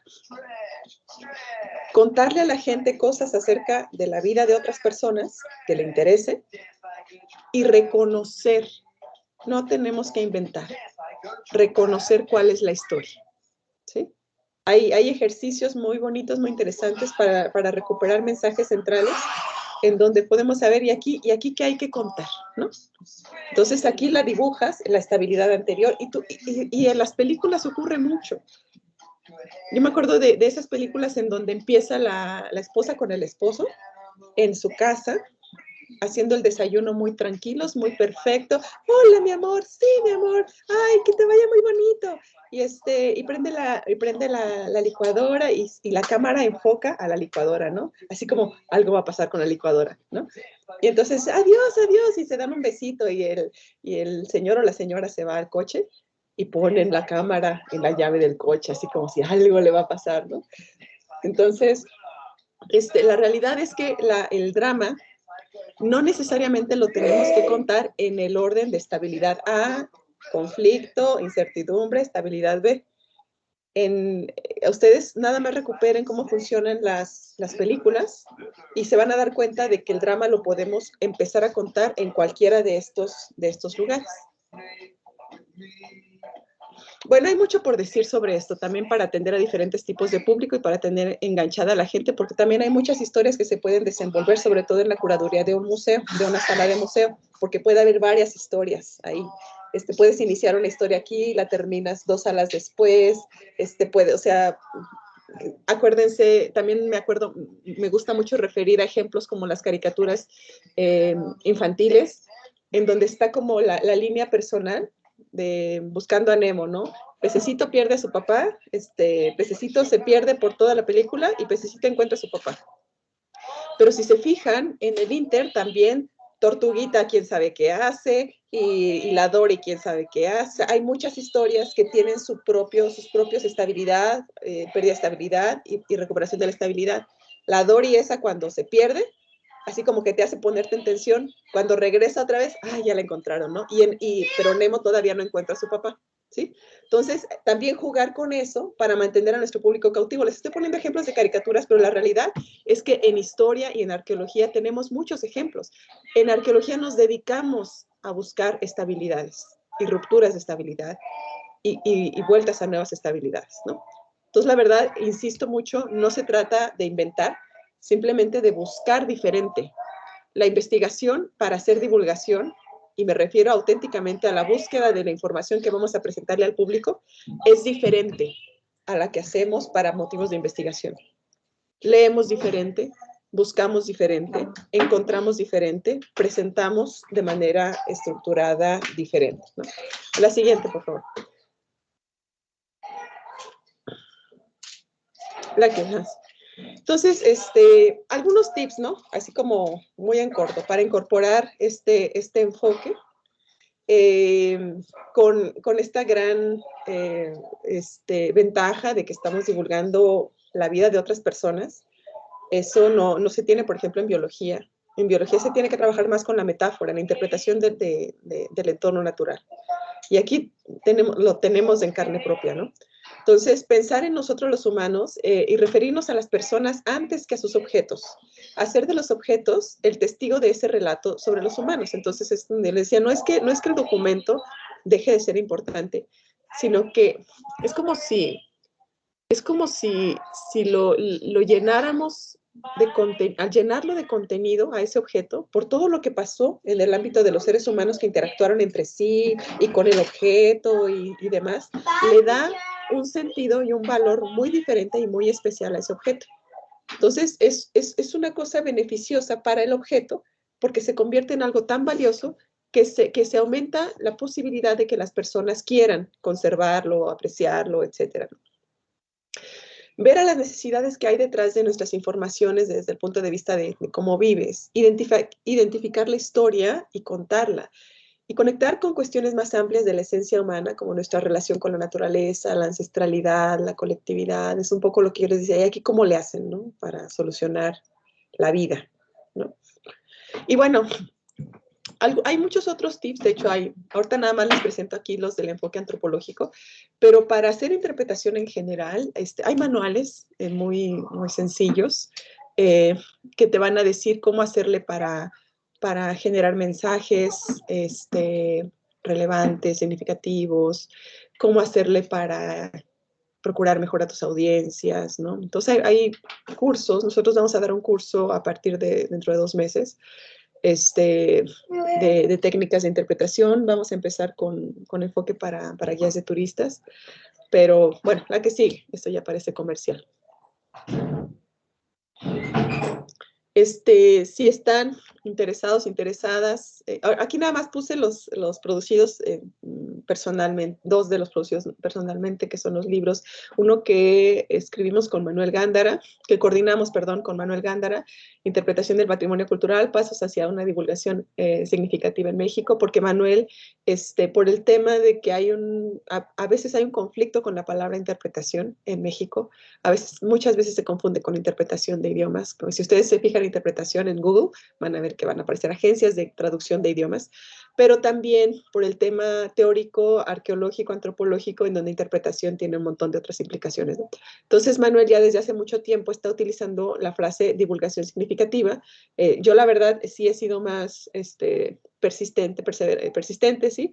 En seguir utilizando interpretación, también por motivos que he señalado en otros espacios, pero entre los dos nos complementamos, trabajamos juntos porque él es el presidente de la asociación y pues andamos ahí todos juntos.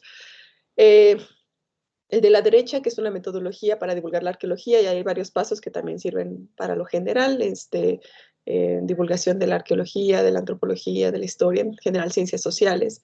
Y bueno, ahí a la derecha, la Asociación Mexicana de Intérpretes del Patrimonio, que cumplimos 2 años en octubre. Tenemos un montón de actividad, cada mes tenemos una charla, han venido intérpretes de verdad súper prestigiados, el propio Ham, bueno, con Ham tenemos una muy bonita relación. Jackie Gilson presentó su libro. Ahorita tenemos una serie de webinarios cada 6 semanas con todas esas organizaciones que se ven ahí, la canadiense, norteamericana, Australia, Nueva Zelanda y Europa, y nosotros. Y hay mucho recurso bibliográfico. También desde el Colegio de Michoacán impartimos un curso cada 2 años. Bueno, ese lo imparto yo, sobre interpretación del patrimonio. Ahorita toca hasta dentro de año y medio. Pero estamos abiertos, ¿no? Hay mucha gente, estamos muy, muy, muy entusiasmados con la idea de invitar a más personas a conocer a la interpretación. Y si ustedes me preguntaran cuál fue mi mensaje o mi objetivo del día de hoy, era justamente comentarles, abrirles la invitación a que exploren un poco la interpretación en el ámbito de la divulgación estratégica, porque a través de ella pues, se puede mejorar experiencias, se puede fomentar el aprecio del patrimonio, ¿sí? Y se puede a veces conducir actitudes de influir en el comportamiento, ¿no? Pues yo hasta aquí me quedo. Quisiera escucharles un poco sus experiencias. Ese fue un poco porque esto tiene que ver con otra cosa, ¿eh? Esto es lo que referimos, algo sobre intención de la interpretación que hizo la curiosidad para matar al gato, cosas que importan o por qué la interpretación es personal, algunos tips para incorporar este enfoque. Y aquí les voy a decir por qué puse esta diapositiva, porque siempre la pongo. En el libro del 92 de Ham, por ahí hay una frase que dice, parafraseo, dile a la gente lo que le vas a decir, díselo y dile lo que le dijiste. Entonces dice, no porque la gente no tenga capacidad suficiente para retener, sino porque le estás ayudando a retener mejor, ¿no? Hay muchas maneras de presentar la información. Esto que les estoy presentando, presentarles, diles lo que le vas a decir, es cuando yo les digo la agenda, se los digo y luego les digo lo que les dije, Le llama Ham el modelo sándwich de presentación, que esto lo pueden utilizar como recurso en sus presentaciones de corte lineal. Pero ya aquí aproveché para darles un tip metodológico. En la que sigue, y creo que ya fue toda.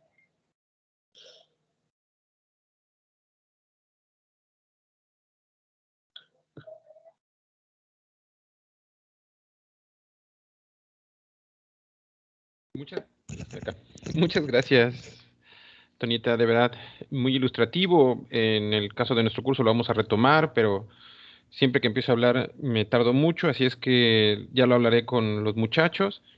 Además de agradecerte, pues prefiero dejarle la palabra a los chicos para si tienen alguna duda. Creo que habrían varias, por aquí tengo alguna en el chat, pero pues no sé, adelante muchachos, si tienen alguna duda, por favor pueden levantar la mano o simplemente abrir su micrófono para, para poderle preguntar a la doctora Antonieta. Mira, ¿qué te parece si en lo que se animan tengo aquí la pregunta? Adelante, Luis.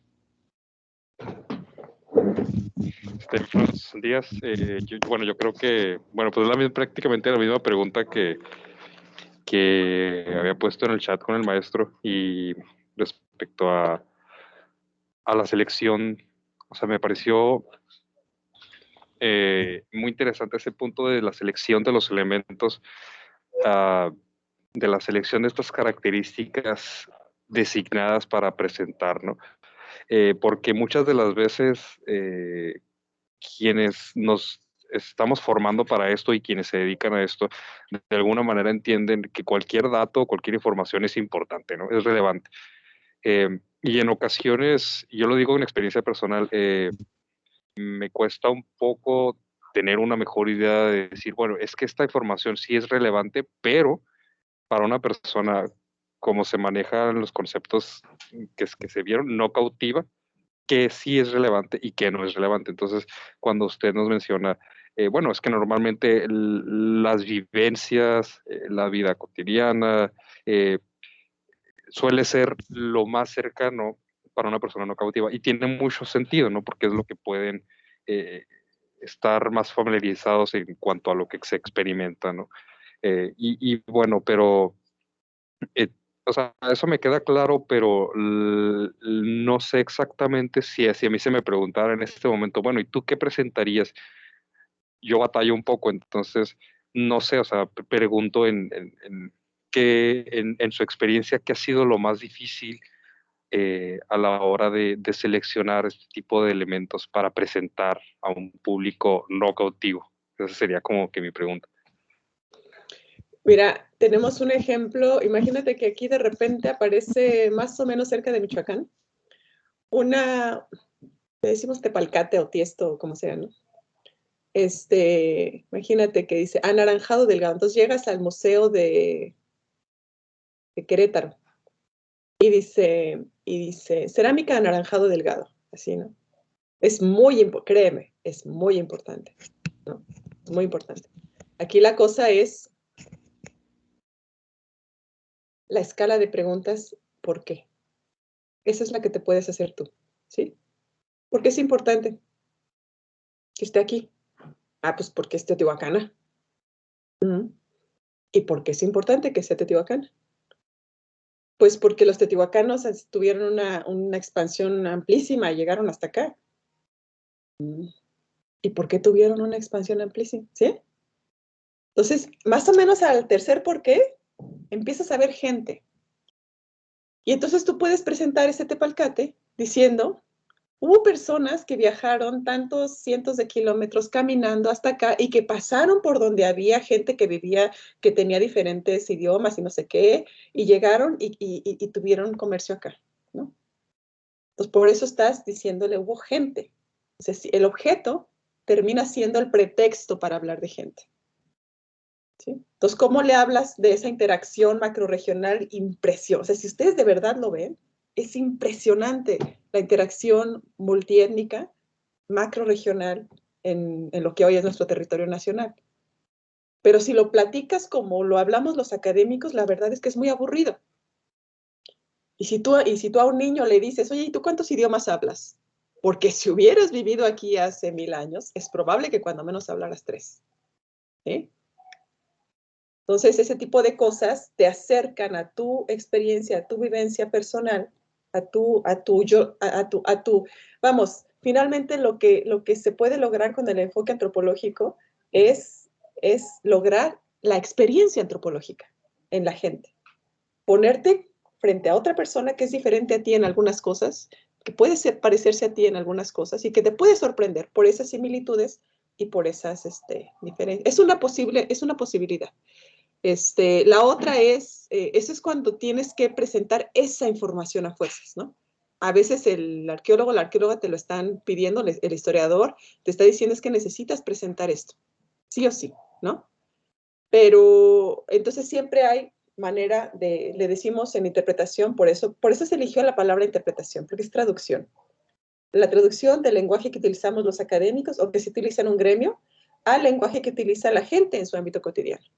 Que también es importante referir a que no se trata de bajar la información, porque no podemos subir ni bajar a ninguna persona. Es como si los académicos estuviéramos abajo, en medio, arriba, en medio, abajo. O sea, no tiene sentido. Simplemente estás traduciendo el contenido es esencial con otras palabras y le estás dando la posibilidad de que tenga un mayor significado, ¿no?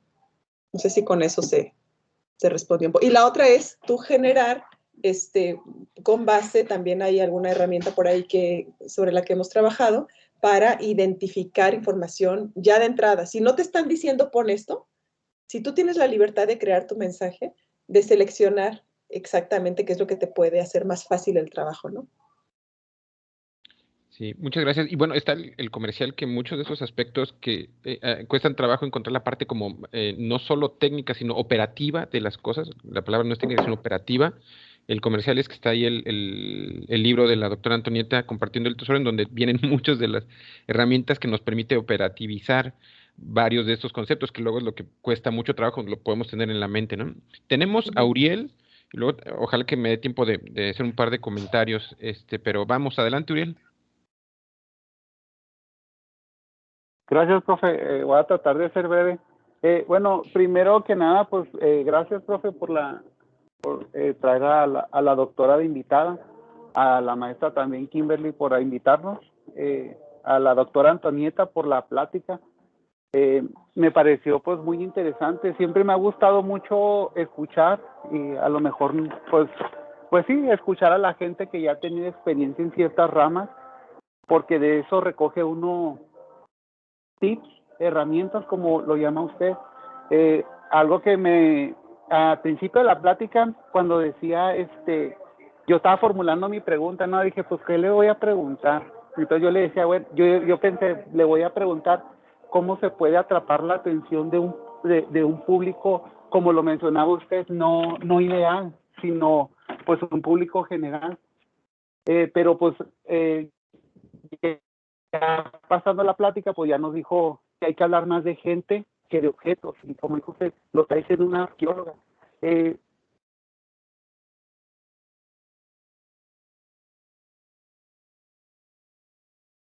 Creo que perdimos a Uriel. Híjole, estaba justo a punto de elaborar su pregunta, Uriel, y se nos fue el sonido. No seas mal, Uriel. Si puedes, pónmelo en el chat y yo lo hago, yo lo leo porque creo que estás teniendo problema con tu audio. Y mientras tanto tenemos a Paola. Adelante, Paola. Hola, buenos días. Igual, agradecer la invitación y la plática. Y bueno, en estos temas, puntos que usted, doctora, nos estuvo comentando, yo pienso que tan difícil ha sido o cómo ha sido esta tarea de reinventarse, este, en saber qué presentar y de qué manera, porque constantemente pues el público va cambiando, ¿no? Y las curiosidades, bueno, nosotros tenemos que aprovechar al público, ¿no? Aprovechar, como usted menciona, esta curiosidad innata que ellos tienen de saber qué pasó aquí, como usted incluso lo menciona en un capítulo sobre la socialización del patrimonio michoacano, o sea, qué pasó aquí en el lugar donde vivo ahora, ¿no? Entonces, sacar provecho de todas esas cuestiones, pero qué tan difícil ha sido o qué tan difícil es reinventarse, conectar con estos públicos o seguir manteniendo este contacto, esta relación con los nuevos públicos o los viejos públicos. Gracias por tu pregunta. Fíjate que partimos del hecho de que cada grupo de públicos va a ser diferente y que incluso en un mismo museo ya los estudios de públicos se ponen con plural. Hay muchos públicos y por lo mismo nos enfocamos en una cuestión de estrategia en donde hay herramientas para generar planes de interpretación y en cada herramienta sí es deseable tener un estudio de tus públicos del momento, ¿no? Y esos públicos se engarzan con los objetivos de comunicación que tienes y con las posibilidades que te está brindando el recurso materialmente como de información. Entonces, cada programa de comunicación es un ente diferente, por llamarle de alguna manera. No podemos jamás generalizar, ni siquiera copiar. Lo más que nos hemos llegado bueno, una vez hicimos un plan de interpretación con Manuel Gándara en León, Guanajuato, y ahí no había, no sé si ya hay, pero no había un museo de historia. Entonces, no teníamos manera de conocer a un público que asiste a un museo de historia en León. Lo que hicimos fue ir al archivo histórico de León, y porque ahí tenían, no sé si todavía tengan, unas vitrinas a donde iba la gente, los maestros llevaban a sus alumnos y les enseñaban un poco de elementos de historia con esos objetos, y era lo que más se parecía a un posible o eventual público local que asistiría a un imaginario museo de historia o exposición sobre historia de la ciudad de León. Entonces, si no tienes un público ahí, tratas de recurrir a algo que se parezca, pero el estudio de público es un arma valiosísima y difícilmente sustituible por otro estudio de público que está en otro lugar, aunque tú digas, no, pero también es un sitio arqueológico, ¿no? Sí, pero aquel está en Chiapas y el tuyo está no sé, en Ciudad de México, ¿no? Entonces, es básicamente eso, tener ese tipo de preguntas que centradas en el perfil, porque el perfil de público también te marca la estructura de visita, que es con quién está visitando esa persona el lugar, y que eso influye mucho en la experiencia de visita y de conocimiento. Y la otra, sondear acerca de lo que sabe, lo que no sabe, lo que piensa la gente que sabe y que en realidad no sabe, entre otras cosas, ¿no? Pero sí son estudios particulares y planeación, y un trabajo de planeación. Muchas gracias. Muchas gracias, Paula. No sé si Uriel quiera intentar con su audio. A ver, Uriel, no sé si lo quieres intentar. Y si no lo puedes ir poniendo en el chat. Puedes interrumpirme en cualquier momento, estoy seguro que no hay problema. Igual yo solo quiero aprovechar un par de comentarios muy, muy puntuales. Regresar a algo que creo que nos interesa a todo, que es la parte de hablar de la gente, hablar sobre las personas, o sea, que nos remitan a las cosas, pero esto relacionado con algo que también se olvida mucho y que es un principio que la tibetización, la elitización de la ciencia no nos ha dejado ver, y es que nos debemos a la gente, ¿no? O sea, desde el ámbito en el que estés de las ciencias sociales, humanas, de las ciencias naturales, el problema es que la ciencia debería servir para entender las cosas del mundo, ¿no? Y por eso tenemos otros sistemas de conocimientos que compiten y a veces son más eficientes en el mensaje, ¿no? Y esos temas trascienden a la historia y a la arqueología, porque van hacia un público que no es ideal. Y el que exista un público no ideal y que nos veamos forzados a hacerlo, pues tiene mucho que ver con, por ejemplo, tenemos aquí compañeras de educación, ¿no? O sea, no es el público ideal cautivo, como bien lo decía, que está ahí enfrente del salón, ¿no?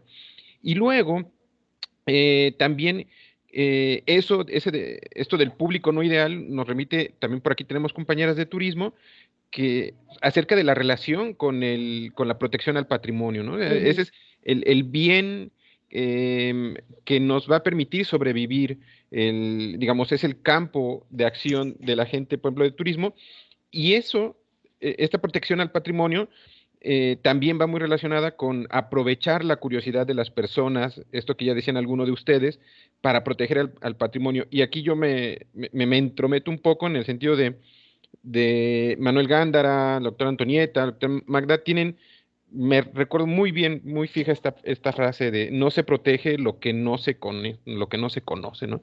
Y aquí se trasciende historia, se atraviesan, lo platicamos antes de empezar la clase, es transversal el tema en arqueología, en historia, en educación, en turismo, y aquí es donde nos damos cuenta que en realidad no estamos tan alejados unos de los otros. Pero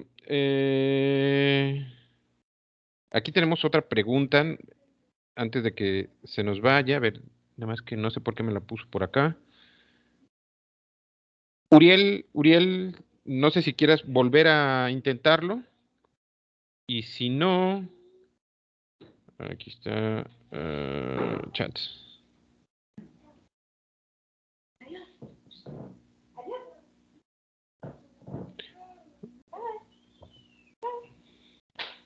Ok, no sé qué está pasando. No sé si quieres comentar algo al respecto en lo que busco el comentario, recupero el comentario de Jesús que me había puesto por aquí. Sí, no, yo la verdad súper contenta de ese comentario porque finalmente es la razón originaria por la cual emprendimos todo el trayecto de especialización a la divulgación, a la interpretación, a la divulgación significativa, tantos nombres, ¿no? Hay un público, vamos, yo ni siquiera diría un público, yo diría hay gente real que está viviendo con el patrimonio en la vida real, ¿no? O con los patrimonios en la vida real. Entonces, creo que la comunicación es una herramienta que no podemos dejar de utilizar. Me da la impresión de que cuando a la gente le hablas de su patrimonio y le refieres a valores que antes no había considerado, es como, siempre se me ha figurado que es como si le dieras una herencia de a gratis, ¿sí? ¿Qué te da una herencia? Te da orgullo, te da gusto, recibes, ¿sí? Y al mismo tiempo te responsabilizas, no lo sabes, pero te responsabilizas, ¿no? Por transmitirla después. Entonces, sí, es un regalo finalmente, darle a la gente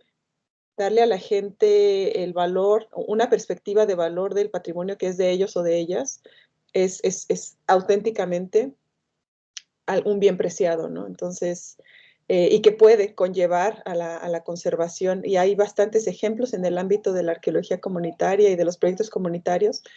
Me acuerdo mucho de uno en el que estuvimos trabajando cuando le dices a la gente es X, ¿no? Ustedes lo deben tener también muy presente en varios proyectos. Cuando tú le dices a la gente, es que esto que ustedes están haciendo o han hecho es increíble. Y la gente dice, ¿serio? No sé, pues ahí estaba, ¿no?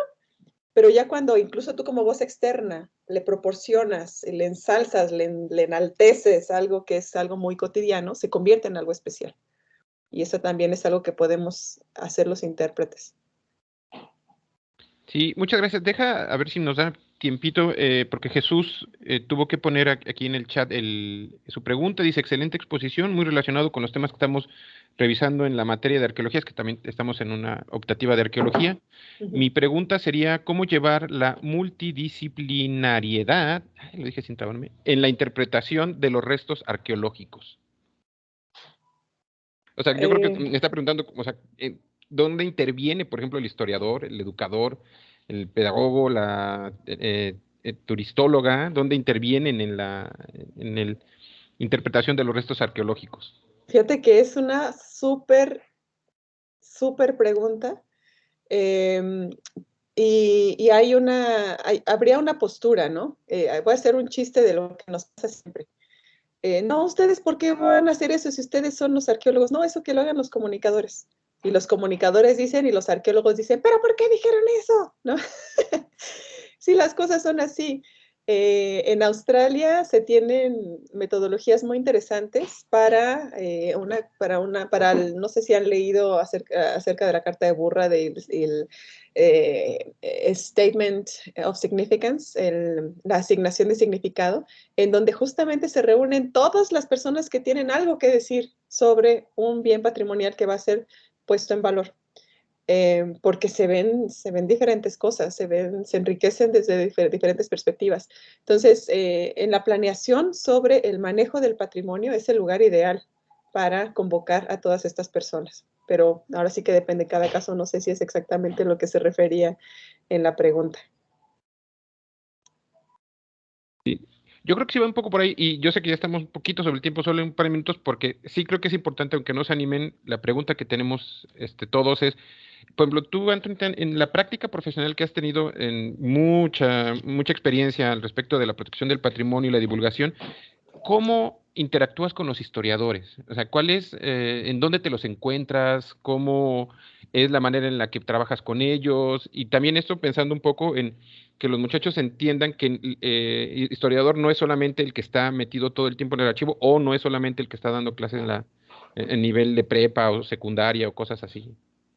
Ay, qué bonita pregunta. Pues yo trabajo con historiadores. Son personas muy, bueno, como hay personalidades, hay algunos que son muy abiertos. En particular, tenemos en parte de la junta directiva, tenemos un colega historiador muy fregón, perdón mi francés, pero es muy bueno. Y él es también muy abierto a la multidisciplina. Ese es un caso que sabemos que no son los más, ¿no? ¿Qué pasa con los otros, no? Entonces, al igual que como nos pasa con los arqueólogos que dicen, no, pues yo aquí con mi asunto y mis datos y mis cosas, y los historiadores, no, yo aquí con mis documentos y esto. Entonces, hay un tip que les voy a pasar, y es, si tú le das voz a una persona que sabe que tiene algo importante por compartir y le dices, vamos a comunicar todo, porque pues son cosas muy valiosas, ¿no? Todo lo que tú has investigado, vamos a pasarlo, pero a un lenguaje, a una manera de decirlo diferente, ¿no? Y yo por ahí tengo desarrollado un cuestionario que también, si quieren, se los paso, en donde yo hablo con especialistas, así diríamos de ciencia dura, ¿no? Va a sonar un poco raro, pero para obtener la información que necesito para comunicar, ¿sí? Entonces yo les empiezo a decir cosas como, ¿qué es lo importante de aquí? Cuando hablamos de un lugar, ¿no? ¿Por qué es importante? ¿Por qué es algo tan excepcional? ¿Por qué esto? ¿Por qué el otro? Y después, oye, ¿y cómo tú mismo piensas que puedes tener perspectivas desde diferentes? O sea, pero hay una pregunta que yo siempre les hago y me fascina, porque la mirada les cambia, la respiración les cambia, y te sueltan, diríamos, en un lenguaje muy coloquial, te sueltan la sopa, ¿no? Y es cuando tú les dices, ¿y a ti como por qué te apasiona esto? ¿No? Esa es una pregunta. Y la otra pregunta es, ¿tú has encontrado momentos en donde tú hayas dicho, ahora entiendo a los seres humanos con esto que encontraste? Entonces, cuando tú les haces esas preguntas, así como que les entra la emoción, el sentimiento, porque son cosas muy importantes que se resguardan allí y te dan pistas para conectar lo que ellos saben con lo que les puede interesar al público no especializado, ¿no? Entonces hay canales, probablemente no vas a encontrarlo todo en el libro especializado, ¿no? O probablemente si tú agarras el puro libro y lo interpretas, el historiador que lo escribió se vaya a enojar. Por eso mi recomendación es el uso de la entrevista para fines de obtención de información estratégica en planes de comunicación. Y esa por ahí también es otro tema muy interesante. Claro, Pero y sí, muchas gracias. Y es un espacio donde también tiene acción el historiador y el educador y todos los demás, y darse cuenta que si yo estoy invitando, porque a veces pueden pensar que está como cargado mucho la mano, no son solo los arqueólogos los que están interesados en divulgar, es más bien como por mi ámbito de trabajo y de conocidos, pero dense cuenta que también cualquier especialista puede ser un divulgador, pero requiere una serie de habilidades específicas. O sea, no nada más es, pues yo nada más lo voy a decir para que me entiendan. O sea, no es solo así, ¿no? Y creo que aquí queda muy claro. Y si no hay ninguna, ya sé que me pasé un poquito del tiempo, pero si no hay ninguna otra pregunta, ya no abusar más del tiempo de Antonieta, te agradecemos muchísimo, de verdad, estoy seguro a nombre de todos los muchachos, todos los que estamos por aquí, porque es refrescar los temas que nosotros estamos viendo. Es importante que sepan que aunque estemos en el rincón del país o al inicio del país, que depende cómo lo vean, en Ciudad Juárez, no quiere decir que nosotros no tenemos injerencia en todo el ámbito que pueda ser el conocimiento histórico, el conocimiento sobre el pasado, ¿no? Entonces, para mí ha sido un gusto por volverte a escuchar. Aquí va a ser ya también tu casa, Antonita, cuando tú gustes. Y pues gracias. bueno, estoy seguro que después habrá muchachos interesados y ya si hay alguien que quiera profundizar en el tema, pues le haré el contacto contigo para que también tengan a la especialista cerca, ¿no? No tengo más palabras para agradecer y para decir, más que espero que nos veamos pronto, y a los muchachos muchas gracias por su atención, por acudir y por estar tan atentos. Ya con los de la clase pues, estaremos discutiendo la próxima sesión. Antonieta, no sé si quieras despedirte con algo más. Pues si tienen interés, los invito a que se unan a Interpat. Pues está padrísimo, está habiendo mucha actividad. Y en el colegio están las puertas abiertas. Si quieren de repente seguir el ejemplo de esos maestros y hacer algún posgrado en arqueología o en historia, tenemos 6 centros de investigación. Entonces por ahí andamos con las puertas abiertas siempre para todos ustedes. Muchas gracias, Antonita, muchas gracias a todos y pues los invito, nos vemos en la sesión, pero a todos los demás, el 8 de marzo es nuestra siguiente plática de puertas abiertas con la editora web de la revista Relatos e Historias de México, la licenciada Citlali Cerda. Nos vemos, muchas gracias, Gracias, Antonita, gracias por muchas la gracias. invitación. Un abrazo a los niños ahí Gusto en que verlos. aguantaron estoicamente, muchas gracias. Está bien, gracias, chao. Hasta luego, chicos.